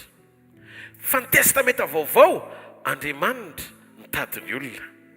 Tonga nofy Jesosy noho izany zay nikasaina tsy hitany olona tany amin'ny testamenta taloha sy ny mpaminany no efa tanteraka to amin'ny testamenta vaovao. Zay no mahatonga antsika miaina ny finoany Jesosy, mijery an' Jesosy tompo sy mpanefa n'le finoana. Zavatra efa vita l izy no livreny. Ianao mandray ao anaty fahatokiana vokatry ny fahasoavana ahafahana mijoro araka ny sitrapony. Noho izany zay no nasamihafa ny Hébreu 11 sy ny Hébreu 12. Ny Hébreu 11 finoany Taoly, finoany testamenta taloha no nytany saina zay tsy nandray ny teny fikasana akory. Ny Hébreu 12 amin'izay manondro ny amin'ny Kristy ny fijerena azy sy ny fibanjinana azy ary ny anavana azy. Tsika zany zao tsy hoe mitady fahamarinana tsy hita fa nomena ny fahamarinana ho tafina, tsy mitovy zany. Ny voalohany aloka ny ray naseho le objet, le niafina tao amin'ny aloka lasa hitantaratra rehefa niseho izy sy naseho ny fahamarinana rehetra momba azy. Noho izany raha tianao ny fiangonana tsy misy pentina na fiketronana, oka ianao ho mpizara fiainana marina fa tsy mpizara teny fotsiny ihany. Zay no mahatonga ny Jakoba ny teny, oka ianareo ho mpiaino mpakatoy ny teny fa tsy ho mpiaino mpanadino ka hamitaka ny tenanareo. Mamita tena zay miaino ny teny kanefa tsy mankatoy sy mampiatra an'izany. Inona no ataony devoly? Inona no ataony devoly? Tonga izy mamily fifatohana sy fomba fijery ho tavela aranofo. Mitaonanao ho kristianina aranofo ny devoly. Mihevitra ianao fa mivavaka sy mifadianina be. Misy olona mifadianina efa mitsilopolopo mihitsy ny maso ny fihafafanina izy. Ny amivavaka sy fifadikanina fa tsy mahafinaritra an'Andriamanitra le prièrany. Satria io fifadikanina io ady amin'ny mosary fotsiny sy faniriana ranofo be fotsiny mba hiavaka sy anana ny zavatra rehetra. Fifadikanina tsy mahaliana an'Andriamanitra. Dia nefa ianao ohatra mahatsiaro hoe efa mivavaka dia misy fierteny anatin'ny fonao ina vita efa 10 andro sy mifady. Rekôro amina fifadikanina zany fa tsy andraisana fankasitrahana ara-panahy amin'Andriamanitra. Verimaina ny sakrifisy sy ny fotoana nomenao anatin'ny fifadikanina raha diso sujet de prière ianao.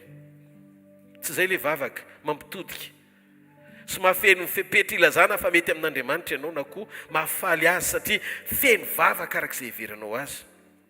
Ny tontolo hamaritra an'Andriamanitra eo amin'ny fiainan'ny olona anankiray manaitra azy sady hamaritra ny atao hoe fiainan'ny olona anankiray tena mpino an'Andriamanitra, ny fisiny io mpino anankiray io dia olona afaka hamaly ny etaeta an'Andriamanitra. Rehefa hamaky teny ianao anokatra ny Baiboly dia angatao ny fanamasina, anokatra ny vision anao, alala ny etaeta an'Andriamanitra, atoroko anao secret.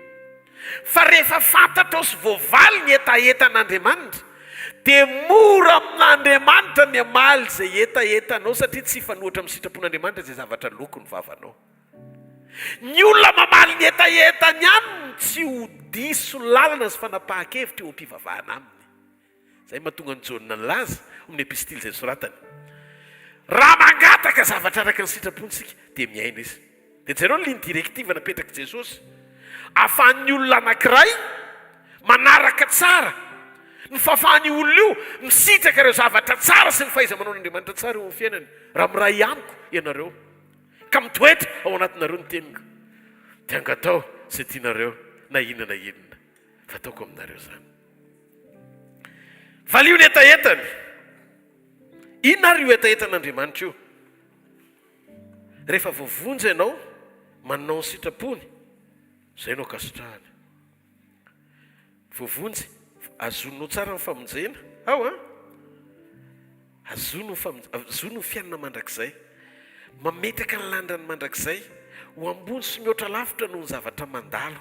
Zany hoe olona afaka ametraka tsara ny asarobidy ny atao hoe fiainana, tsy ao ambadiky ny zavatra lalovana fa miafina ao amin'izay nataony Jesosy ho anao. Toko tena milamina be le izy. Ohatr'izao fipetrany. Manao ny sitrapony ianao sy manao izay akasitrahany rehefa mametraka ny lanjan'ny fahamarinana ho ambony sy mihoatra lavitra noho izay mahatery ianao. Zavatra mahatery ianao, mitady ampandainga ianao, mitady amin'ny lalina ny fifatoanao, vetivety kely dia tonga le bitsika tsy izy. Fa noho ny fatahoranao azy satria miainao amin'ny sitrapony ianao dia miaritra. Zany no akasitrahan'Andriamanitra. Mba tsy ho very ianao fa mandray ny famonjeny sy manaiky azona ny fiainana mandrakizay. Zany no akasitrahan'Andriamanitra. Zany no etaetan'Andriamanitra. Zay hitanareo amin'ny Timoty voalohany Paoly nananatra ny Timoty. Timoty voalohany 2:9-10. Inona no lazainy eo? Miadiny tsara ny finoana ozy izy. Azony ny fiainana mandrakizay. Azony ny fiainana mandrakizay. Fa amin'izany nentsonanao koa so nanaovan'ireo fanekena tsara eo mason'ny vavolombelona maro. Rehefa jerena ny tenin'i Jesosy Kristy dia manambara sy maneho ny ao am-pony tanteraka. Manome lanja mavesatra Jesosy. Ny varavarana misokatra ahafahanao miombona amin'ny ray, miombona amin'ny ray. Ozy izy, za ny lalana sy fahamarinana ary fiainana. Tsy misy makany amin'ny ray afa-tsy amin'ny alalako. Misiona iraka atongavan'i Jesosy Kristy dia ny ampiavana antsika sy ampiombona antsika amin'ny ray. Tsy misy akoatr'izay ny nahatongavany. Valio aloha izay nahatongavany. Fa izy hevitra izay ilainao teo ampahatongavany. Rehefa omenao lanja ny famonjena, miaina ny fahatahorana an'Andriamanitra ianao, miazona ny fiainana mandrakizay ianao, dia korazy Andriamanitra miaraka aminao. Mahazo aina be izy. Natongavan'i Jesosy teto an-tany aloha ry fiangonana, enoy tsara, tsy ampitombo vola, na mahaolana, na nasitrana, nanao fahagagana, na neo famantarana, fa hamonjy.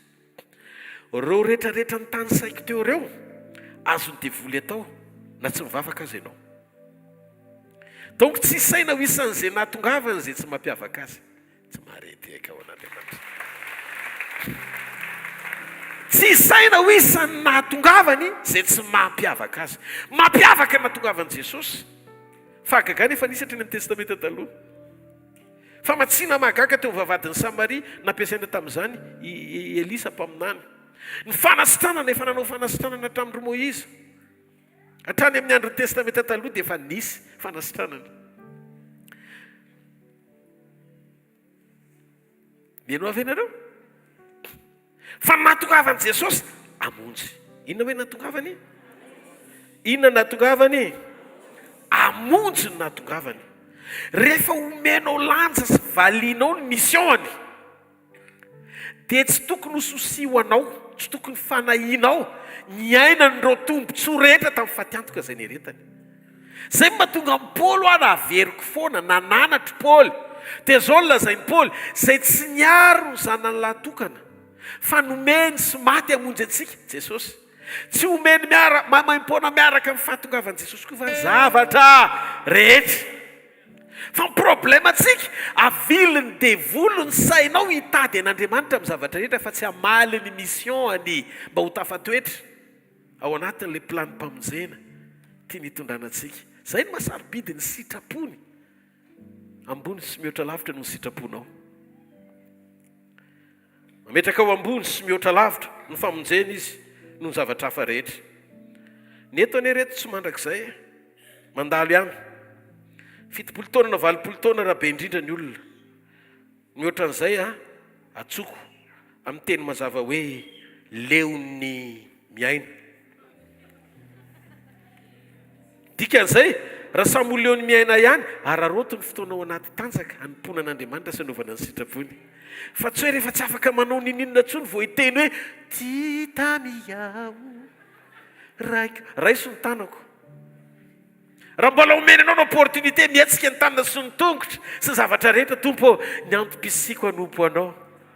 Amen. Ary izay omena ao dia mpanekeko anao ataovy amen. Ary nininina rehetra momba dia ataoko ho hitanao fa anao avokoa. Amen. Nisy tenin' Jesosy zay. Manamarina fa mpianatra. Ndraindraitsika miteny hoe za mpianatry ny tompo. Tsy hoe mpianatry ny tompo ianao dia mandray stylo sy taratasy dia mianatra ny tompo dia ohatry ny any am-pianarana. Ny mpianatry ny tompo misy endrim-pamantarana sy mampiavaka azy. Fa taitra be mihitsy fa kay le tena mpianatra votsitra tanteraka. Ndasony lioka moa dia miteny zavatra somary mahavariana mihitsy mahakasika an'izany hoe mpianatra tsy misy fiketrona sy pentipentina izany. Amin'ny Lioka 4:20 ny 5:7. Ary toy izany koa ianareo rehetra izay tsy mahafo izay rehetra anananareo dia tsy azo ekena ho mpianatra.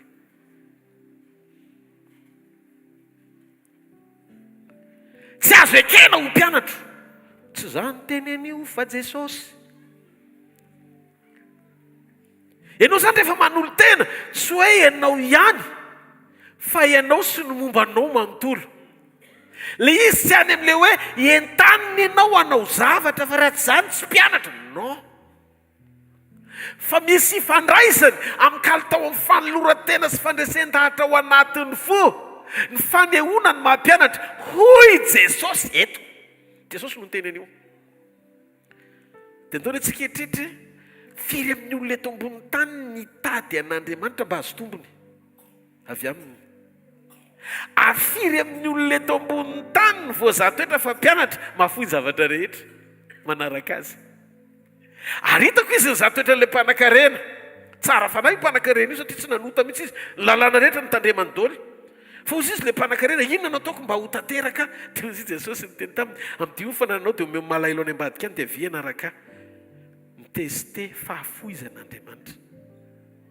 Ny fahafoizana dia mipaka hatrany amin'ny hoe tsy fahitanao ninina rehefa mahalala an'Andriamanitra akoatra ny fahatsarany. Zany atao hoe fahafoizana. Tsy zavatra tsara tokony ho tandrovanao tsony rehefa hitanao ny fahatsarany, fa zaka ny fahatsarany ny fonao, tsy fikitra ka hametraka zavatra hafa ho tsara noho ny fanatrehany sy ny fisiny eo amin'ny fiainanao. Zay no atao hoe fahafenoa ny fanoloran-tena. Namaky an'io dia nandinika inona moa mbola tsy foka. Fa za tena variana tamin'ny fijona vavolombelona taty Arinoro teo. Nahita an'ilay teny izy dia niraisiny ilay izy. Hoe na mpanjaka velao aloha lalain'i Elizabeta iverina any. Fa alao za mbola eo na mpanjakako izay nandresy lahatra azy ilay tantara zarain'ny mpanompon'Andriamanitra, zarain'ny pasteur Jao. Voarainy ilay teny. Lasa izy mivavaka dia tonga saina tonga dia tany amin'ny fiainany no tsy amin'ny fanahy masina. Hoe ilay fanaonao ohatr'izao zany fa mitsotra aminao fa tena sakrifisy zany hoe ely ianao tsy eo. Ny zanakao mba hanao velomanao, mandondony ianao mandohalika. Nefa teo ny opportunité ny zahatoetra ny fonao hoe avy aloha izy andehanitra na tsy mahitanao fa rehefa miverina fa me voninahitra le hiaraka aminao ny amin'ilay voyage ho alehanao. Tsy marety eka ao an'Andriamanitra. Fantatra anao ve ilay izy? Mahafoy ny zavatra rehetra, mahafoy izay rehetra anananareo. Jesosy ahoana dia mandinika ny asan'ny apôstôly. Le resaka tsy misy any amin'ilay hoe ianona nanana an'izao satria eto raha mandinika zany ohatra amin'ny tanymanitra zany betsaka mpangalatra, betsaka mpisoloky, mpandanga, mpanao zany betsaka any amin'ny tanymanitra. Fiainana le izy dia raha vao fananana ny kitiana dia marary ny fo satria mahantra le olona. Any amin'ny quantité le izy fa tsy any amin'ny qualité le voakitika ao anatin'izay sehatra zay. Dia problème na fahabetsahana le izy fa tsy problème na kalitao le izy. Eto zany zavatra tiany Jesosy ho tenenina. Le hoe mahafoy izay anananareo rehetra. Na ny sarobidiny tamin'ny Abrahama ary ny zatoetra mba hijerevan'Andriamanitra ny fony hitarafana ny asarobidiny fiakofany. Ary rehefa tena miakatra tsika eo amin'ilay tontolo mpiakohaka marina, mahafeno ny fipetrana le hoe fiangonana mpakarina tsy misy petana, dia zao mahavita ianao mitsoraka ny andavaky ny liona. Toy izay sakanina tsy hivavaka ohatran'ny Daniela. Vitanao nanoatsipy any anaty laforo azy. Toy izay ekohaka ray minity amin'Andriamanitra hafa. Dikan'izay tsy questionna fananana tsony ny Andry Abrahama fa zanaka. Eo amina dimension tena hoe ambony kokoa noho izay andrasan'Andriamanitra sy takiny amin'ny mpianany nefa nisy nahavita meloha amin'ny fotoana nahatongavany. Satria Daniela mbola tsy tonga Jesosy. Sadraka Elisabety nagao tsy mbola tonga Jesosy. Fa nahafoy na amin'ny fiainany azy, na ny ainy azy. Noho izany raha ny marina mandinika ny tantaran'ny apôstôly. Ao amin'ny fiangonana voalohany vaky io tsara amin'ny tantaran'ny apôstôly. Fanamaritra amin'ny fananany daholo ny olona rehetra dia nentina teo amin'ny apôstôly dia teo tongotry Petera. Tsisy ratsy saina hoe ataon'ny Petera inona eo tongony daholo moa rehetrarehetra satria olona votsitra tsara sy mahafoy ny zavatra rehetra ohatran'ny Petera. Satria ny voalaza teo fa tsy hoe nahodin'ny Petera le izy. Fa niara mivory teo na ny kely na ny lehibe nisy mahantra tsisy ninina tao fa ny tena ny natolony. Tsy nanana izy afa-tsy piesy anankiray ohatra 1 franc. Ary nisy nanana 2 milliards et 2 milliards. Dia nisy nanana indray amina centaine de millions fotsiny. Dia nisy tsy nanana afa-tsy centaine de mille vitsivitsy. Fa navondrona le izy dia nyzaraina samy manana le izy. Zany hoe tsy ny fananana tsony no amikitra izay nanaiky zany ary fa matoy ianao marary amin'io nanoty ianao nazo an'io.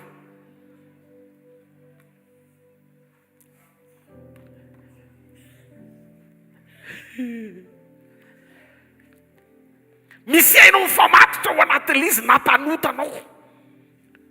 Dia tsy votsitra ny fonao dia nampanangan-tanana eto fa tsy zany no ny teny hoe ary toy izany koa ianareo rehetra izay tsy mahafoy izay zavatra rehetra nanareo dia tsy azo lekena hoe mpianatra. Firy zany ny mpianatra ny tompo tonga eto?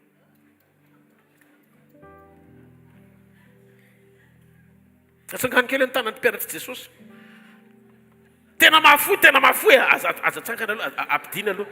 Aoka mifanamasina anatinao mihitsy nampanangana ny tananao. Firy mpianatra Jesosy tonga eto tena vonona afoy ny zavatra rehetra anaraka an' Jesosy ary tsy hitazona. Alleluia. Asitehaka mafy ho an'Andriamanitra. Testa le izy. Satria tena amin'ny andron'ny apôstôly tonga dia zay mihitsy miaina ny apôstôly voalohany. Zaho moa nisy fotoana nanao appel. Ndao tsika ianao ohatry nataon'ny apôstôly voalohany. Avaritra daholo ilay zavatra ananana rehetrarehetra dia angonina dia miaintsika ao anatin'ny any. Za vonona. Fa rehefa mpanangan-tanana misy tsy vonona. Fa tonga dia miteny hoe sekta zany, sekta zany. Mpianatra Jesosy zany. Ary le izy mangarahara.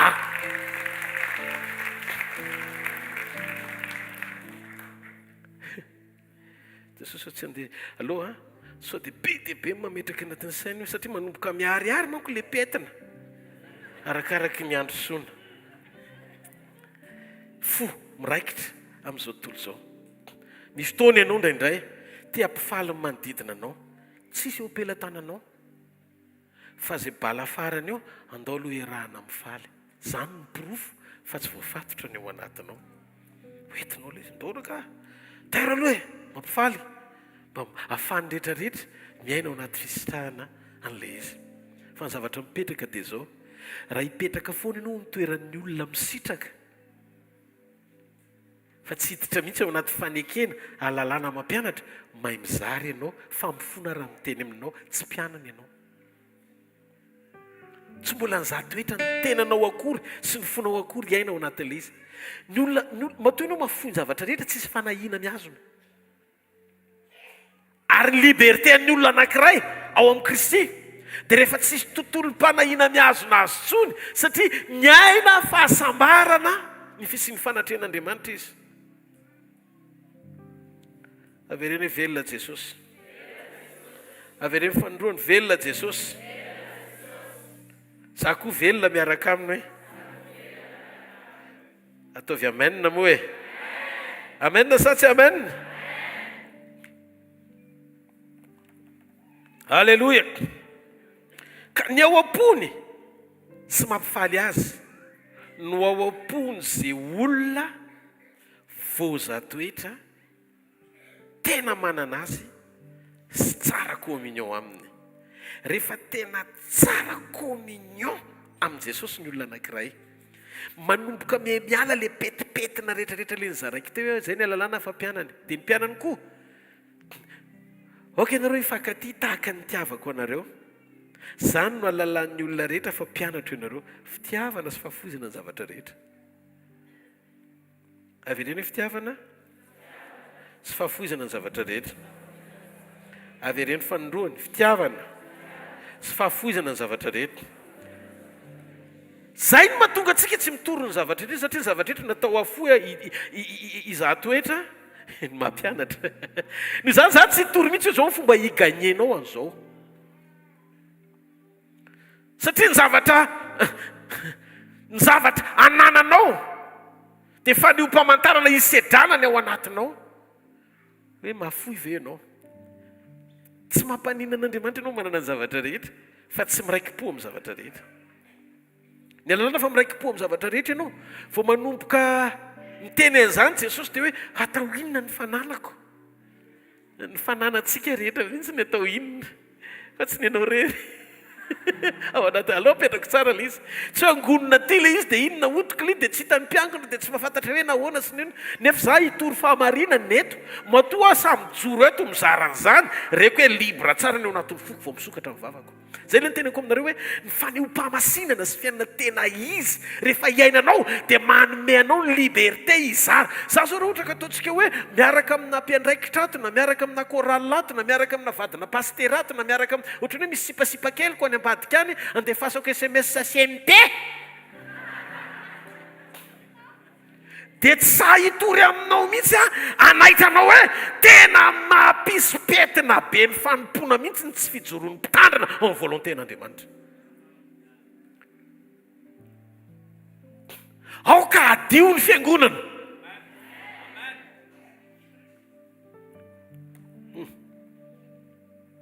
zany mahatonga antsika rehefa feno le izy satria tianao be Jesosy mamloatra aminao ny zavatra efa vitanao anao ohatrany tsy manana fozantsony ianao hoe inona ny zavatra mbola angatanao aminy andrasanao aminy arena vola mba hiadana ilamina fa vitanao mamotsitra sy mametraka ny zavatra rehetra aminy fa ny zavatra mamparary andohanao raha sanatrika tsy manao zay mampifaly azy ianao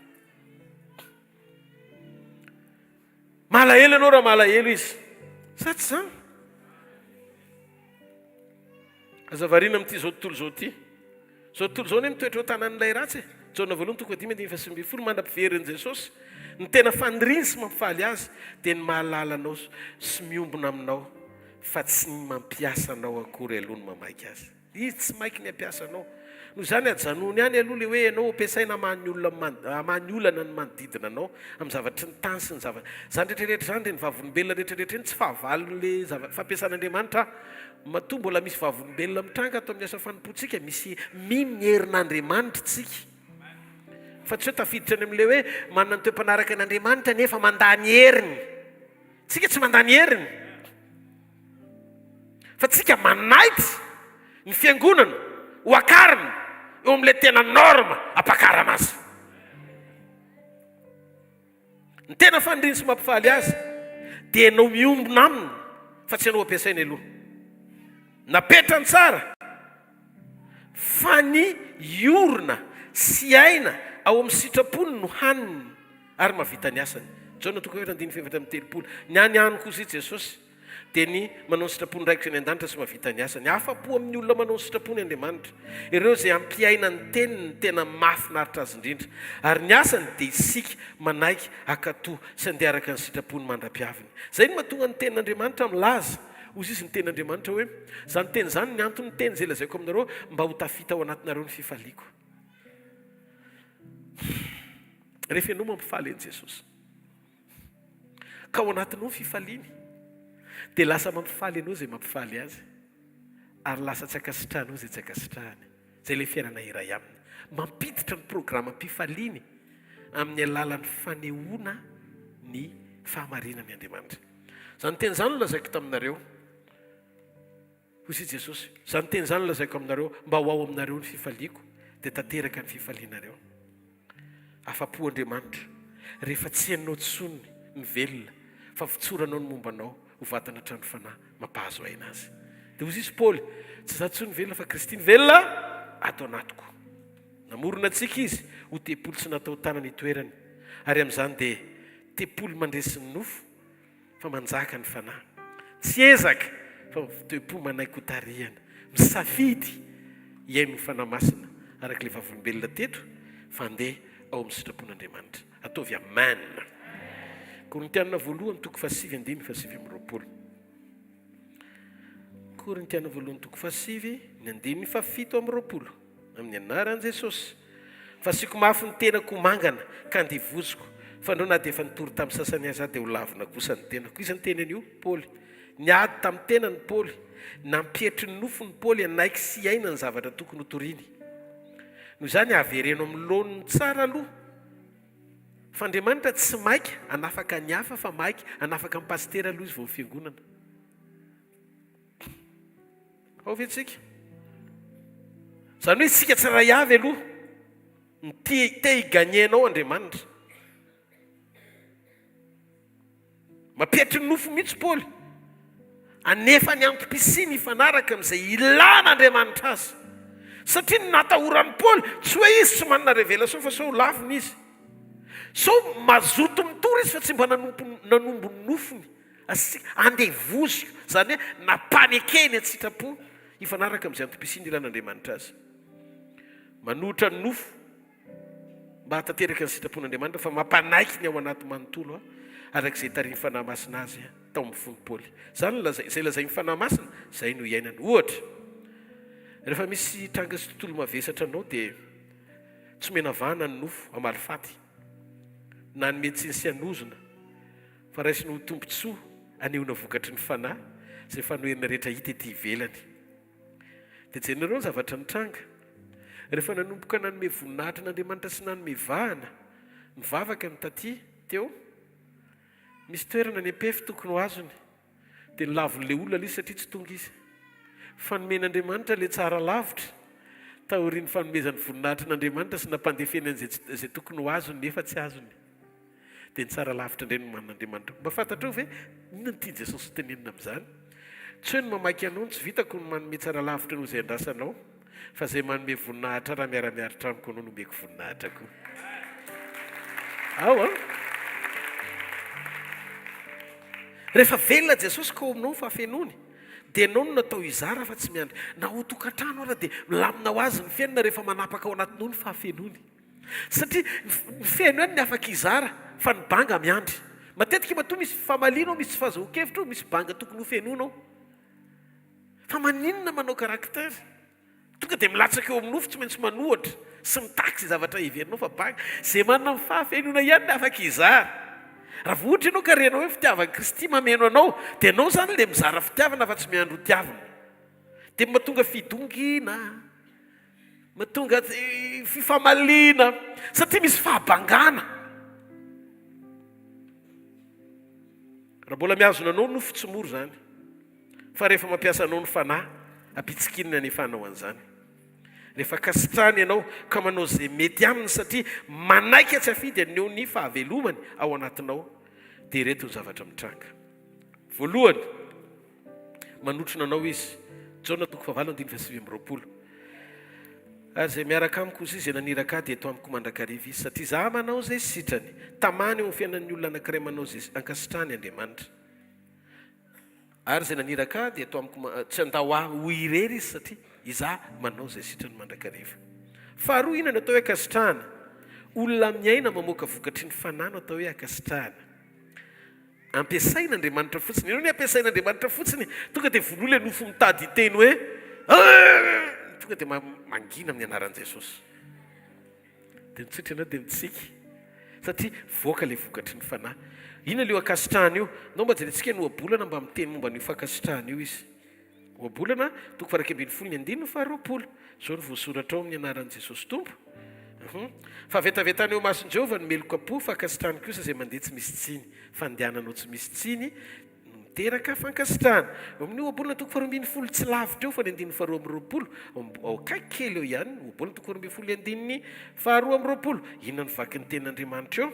Fa vetavetana eo mason'i Jehovah ny molotra mandainga fa izay olona mahatoky fidèle no kasitrahany. Mamaly ny fidelité anao amin'ny sitrapony Andriamanitra. Olona tsy mivadika amin'ny fanekeny na ningotra ny ainy azy. Mpitoroteny 2:5-7. Zay le hoe avereo arena Elizabeta avereno izy raha pitso, fa za mbola miona amin'ny mpanjakako. Raha mivoady amin'Andriamanitra ianao aza manao apitso lava fa tsy akasitrahany ny adala, koa efao ny voadinao. Olona matahotra sy manao izay ankasitrahany ary miazona ny voady izay nataony teo anatrehan'Andriamanitra hatramin'ny farany. Asan'ny apôstôly 2:5-7. Izy olona akasitrahan'Andriamanitra io 5:7 amin'ny anaran'i Jesosy. Fa amin'ny firenena rehetra izay olona matahotra azy ka manao ny marina no akasitrahana. Hitanareo, ny fankasitrahan'Andriamanitra zany dia vokatry ny fanahy iainana. Rehefa sitrak'Andriamanitra zany ny ataonao dia miasa izy miady ny adinao. No bolona 2:20-7 milaza ny tenin'Andriamanitra hoe rehefa kasitrahan'Andriamanitra hoy ny olona anankiray na ny fahavaliny aza ampiavaniny aminy. Ka Andriamanitra zany dia tia antsika olona araka ny sitrapony noho ny fanatitra izay ataontsika. Samuela voalohany toko 5:12 ny fankatoavana an'Andriamanitra dia ambony lavitra no nkalitao ny fanatitra.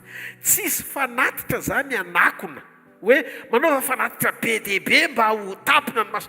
Andriamanitra tsy mitapy amin'ny volanao zany fa ny Jehovah ny tany izay rehetra eo aminy. Aza manambany an'Andriamanitra.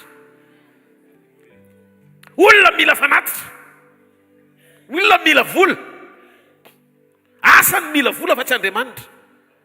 No zany aza afangaro ny fitiavam-bola sy ny asan'Andriamanitra. Tsy fanatitra hodorana anao ankasitran'Andriamanitra, mialoha fankatoavana. Fankatoavana aloha an'Andriamanitra vao fanatitra. Zany mahatonga azy miteny hoe raha eo anao malahelo ka apetralo ataovy zay mametraka ny sitraponao ambony Jesosy mihoatra lavitra no fanatitra.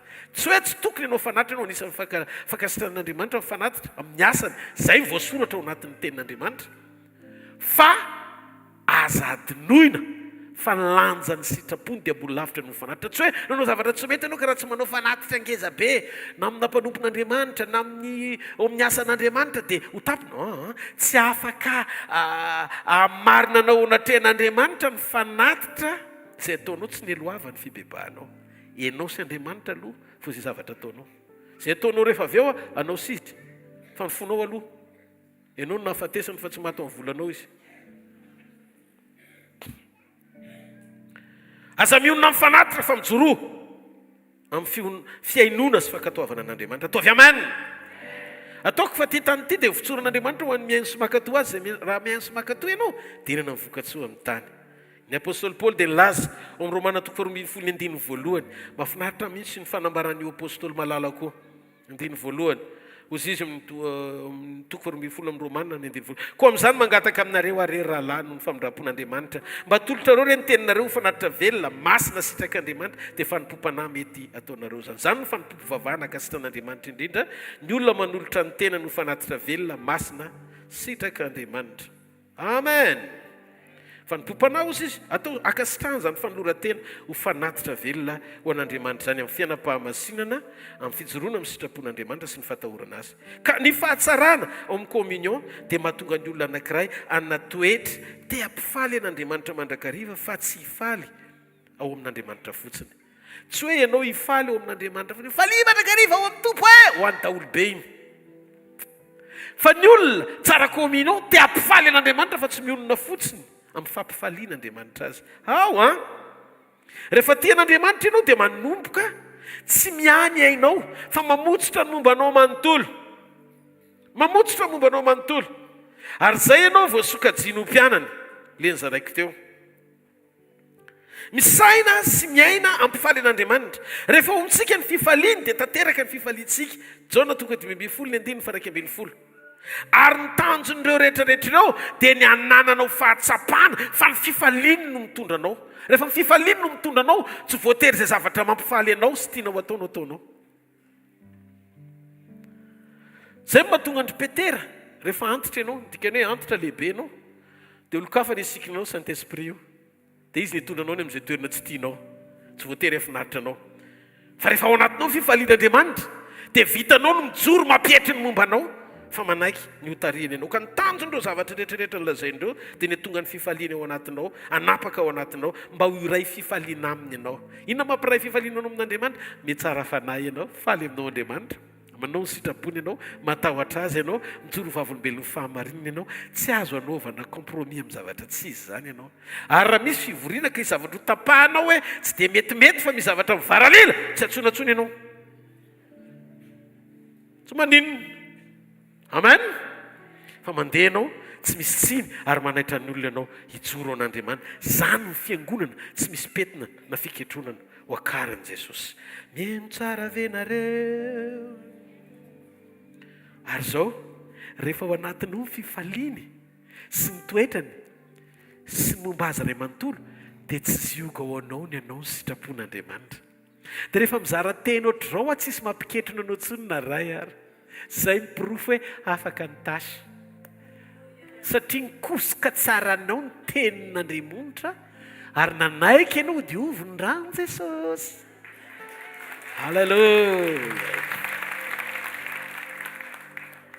rehefa mififalianao ao anatinao dia ny sitrapony mampifaly ianao dia milaza izy hoe tanteraka koa ny fifalianao dia le tanteraka ny fifalianao tsy ampopozinao tsy misy zavatra tsy mila entinao mbavaka kory fa valiny misy zavatra tsy tena mampahory anao tsony fa tonga dia ataotaony fotsiny ka ny fahafahana isitraka ny fankasitrahany dia resintsika eo afiainantsika ao anaty faneketsika apiditra ny programa mpifaliany atonga antsika olona anao zay mampifaly azy alleloia ka ny hoe tsy misy petina na fiketronana lazain'i Jesosy Kristy tompo dia tsotra mila fantatsika fa misy ny teny ampiasaina ary misy ny teny mampiasa raha tsy manaiko ampiasain'ny teny ianao iova amin'ny alalan'ny teny zay reny sofinao ao anaty zay ianao le ho ampiasain'ny teny dia tsy mendrika akory no ampiasain'ny teny faniompamantanana sy fahagagana rehefa ny teny no ampiasaina dia matetika mampiala fifatohanao amin'ny Kristy sy ny famonjeny fa mampifantoka anao ny fombiazana sy fanambinana fotsiny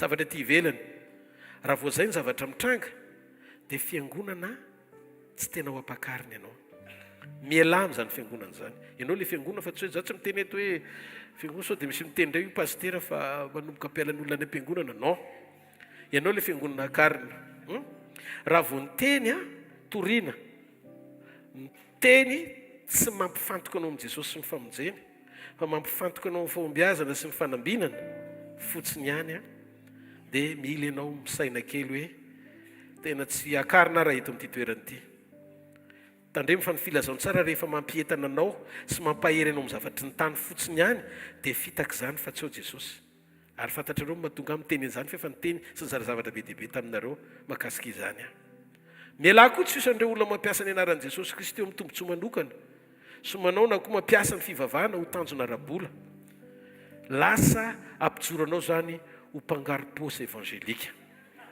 dia oka tsy ho izay isika tsirairay avy amen ny filazaony tsara mifantoka amin'ny développement personnel toy ny hoe reo teboka valo na telo ahatonga ny tenanao hiavaka sy ny roso ara-baiboly miala tsiny fa tsy zany nandrahan'i Jesosy atsika alleloia reo fivavahana sy toeram-pivavahana tsy ahitana fototra tena manome voninahitra n'Andriamanitra tanteraka ry tenan'ny Kristy io efa tena akaiky Jesosy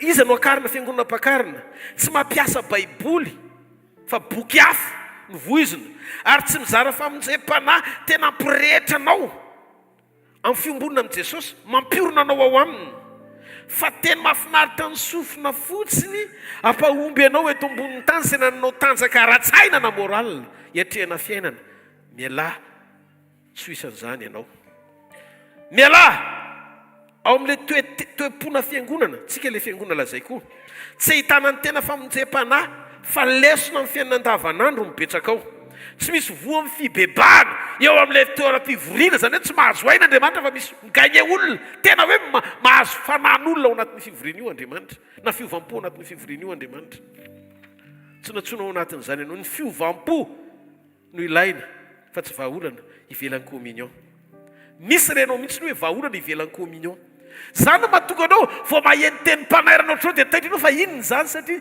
sakafo mbola tsy nohaninao mihitsy le izy fa niatreretinao an'Andriamanitra dia mahany olanao anasitrana mahery manafaka manangana amin'ny maty mamely tsy fahavalony zany mety azo ampiasaina amin'izany raha ohatra ka te ampiasa amin'izany Andriamanitra fa tsy zany no antony fivoriantsika ny antony fivoriantsika ampiombona anao amin'Andriamanitra ray amin'ny alalan'ny fandraisanao an'i Jesosy ampiorona anao amin'ny sitrapon'Andriamanitra anaitra anao mbe zavatra tsy mety rehetra tokony ialana efa tena akaiky ny fotoana mba ho fiangonana tsy misy petipetina na fiketronana tsy tena ndrenesana ny rahan'i Jesosy tsy ny anatin'ilay fivoriana sy ny famonjeny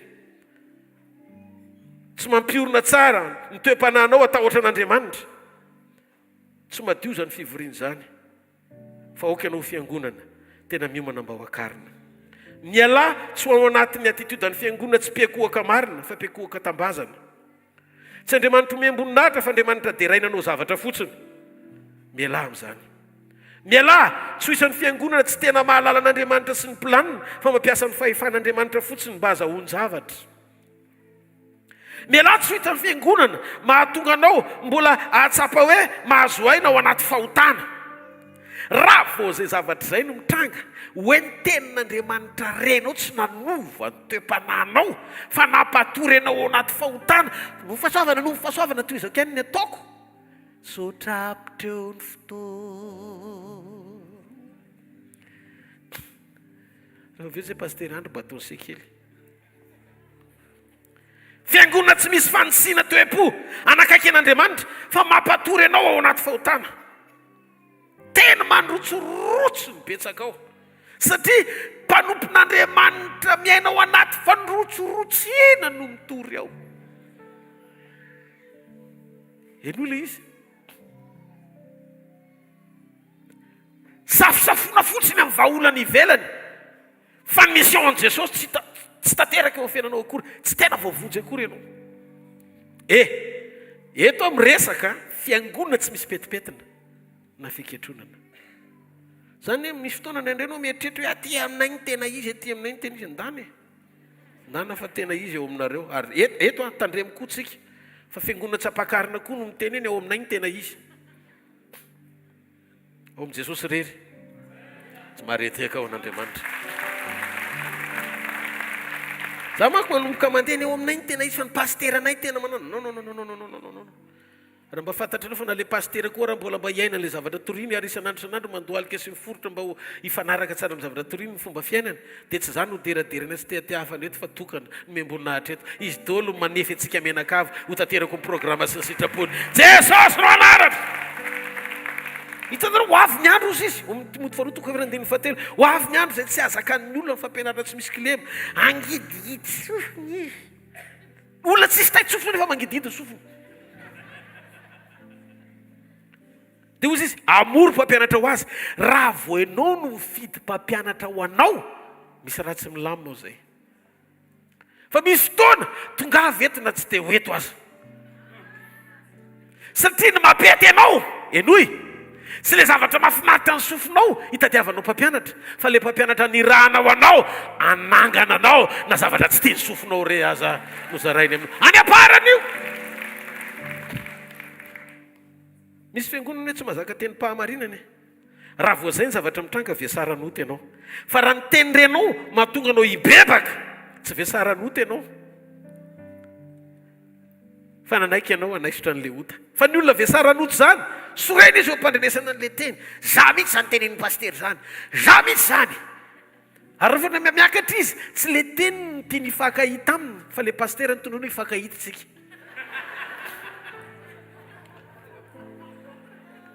eto tena mitory teny tsisy kilema ho anako tena oka mifanamasina anao hita fa tsisy nizaniza vizeko eto ary tsy mampakatra zany raha zany notoe-po entina hitondrana ny tenin'Andriamanitra tsika eto le tsisy fiketronana sy le tsisy petina dia zao samy mahazoazo manamaivana zay mavesatra ompon'Andriamanitra amaivaninao zay mavesatra amin'Andriamanitra sarosaromanao fotsiny efa fahasoavana dia tsy maninona fa tsy hitantsony fa nitapena ny rahan'i Jesosy miafinao amin'ny Kristy adika anao any amin'izay tianao andikanany azy anohizana ny asa alika anao ny rahan'i Jesosy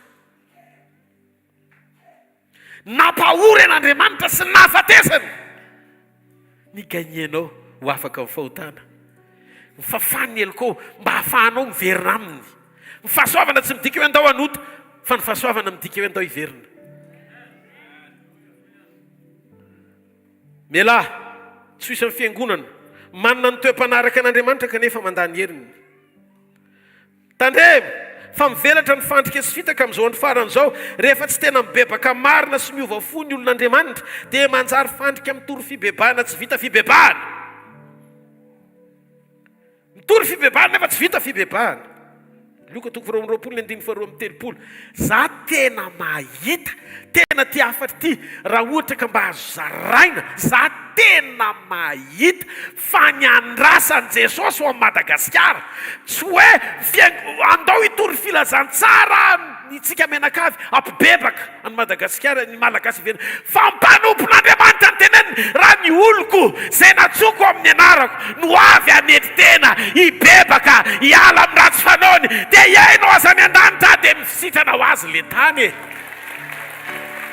aza vilalana le izy hoe ndaontsika olon'Andriamanitra itory-teny mba hampibebaka ny tsy olon'Andriamanitra. Non, ny tany sidina rehefa miverina tena miverina ny olon'Andriamanitra. Tsika aloha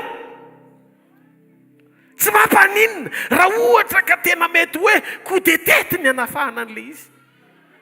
Dia loha ivolona dia eo aloha zao dia zao dia zao dia mibebaka dia tena manaiky tokoa fa tsy manamary tena. Aza dirana amin'ny fiainako lasa menasy ny alta ny pilipitra menasy.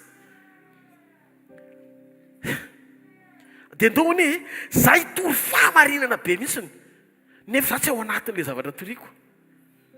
Dia hozy izy mipino ay azo atao ka ny aina amin'ny tsy fahamarinana amin'ny tory fahamarinana azy.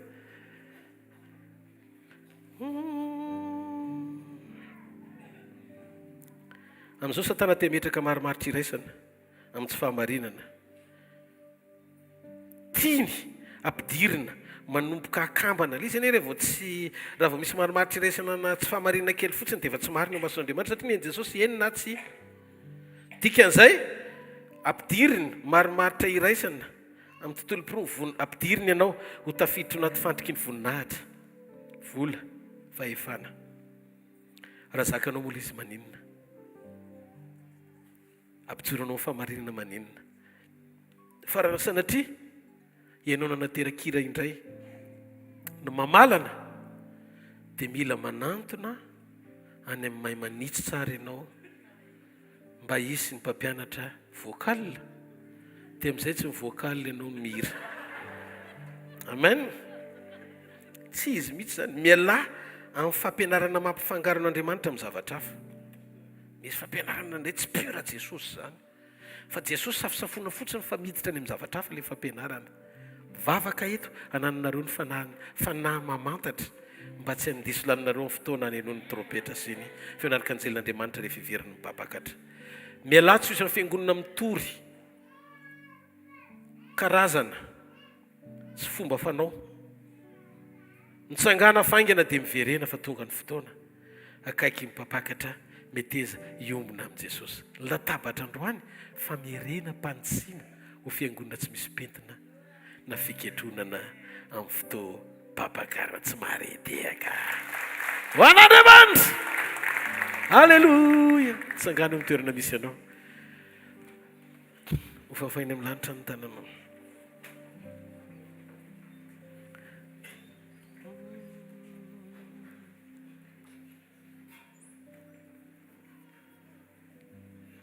Sotra Jesosy, vonona izay amin'ity tolakandro ity iombona tanteraka aminao. Sokafo ny fonay, sokafo ny ao anatinay. Anona fifandraisana sy fahatsapana ao anatinay. Fa tsy anisan'ilay fiangonana ho laviny izay raha tonga ny fotoam-pampakarana. Fa izay ilay fiangonana miombona mandrakariva aminao. Miaina amin'ny fahatahorana, mizotra amin'ny fahamarinana, tia fahamasinana. Ho mpanompo mahatoky hatramin'ny farafofinaina ary hijoro vavolombelona mahatoky ny teny fahamarinanao. Sokafo ny fonao, teneno Andriamanitra. Te hiombona aminao ny fanahiko. Aza vela ho isan'ny olona liana amin'ny fahamarinana kanefa mandahy fahamarinana. Aza vela hisy sitraponao ka mbola mafy amiko loatra anao nantanteraka an'izany. Fa oka olona tsopo malemy fanahy anaiko tarihana andeha amin'ny sitraponao ny fisiko. Ao anatin'izao fiombonana izao Andriamanitra, izay tena manam-pahatsapana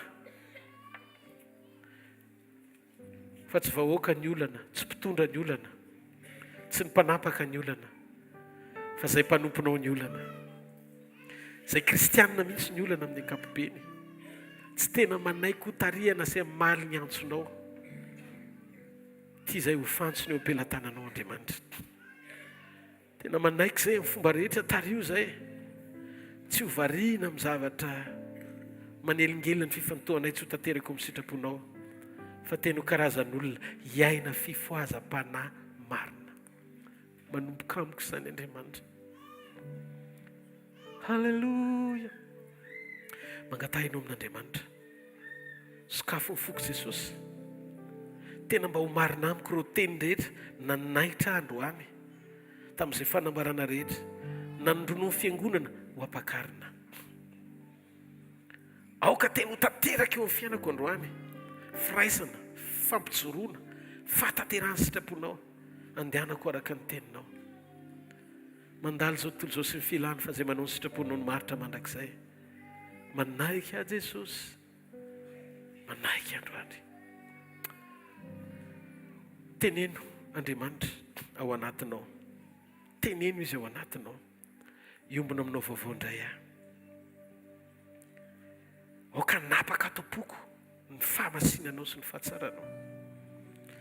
Tsy erikerika amin'izay zavatra mety anakorotana ny fifatoako aho. Ny amin'ny fandiriana sy filana mora hitaria ny fakapanahy. Fa hifantoka aminao sy ny programanao, ahitako ny voninahitra. Anio Jesosy dia te hiavana aminao indray. Tiany ianao hifankahita amindray.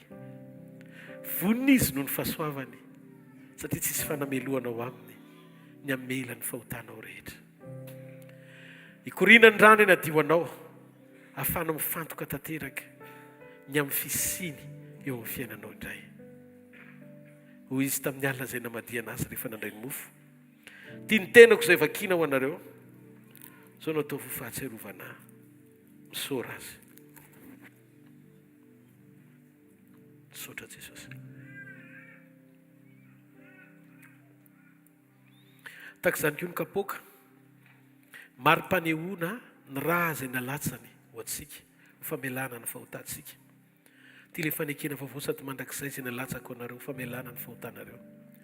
Ka no vinareo mihinana mofo sy misotro amin'ny kapoaka, dia manambara ny nahafatesan'i Jesosy mandram-pivery ny apakatra anareo.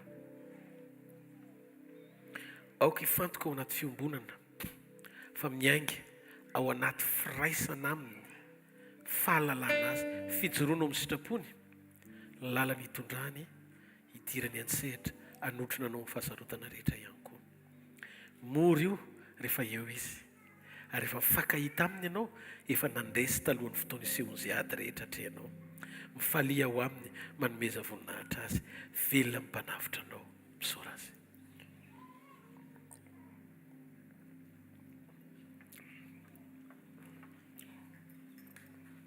Misaotra Jesosy ny amin'ny ranao sarobidy. Misaotra ny amin'ny tenanao izay nohaninay. Misaotra ny amin'ny fanatrianao feno voninahitra eto aminay amin'ity maraina ity. Voninahitra ny eo anao rery mandrakizay.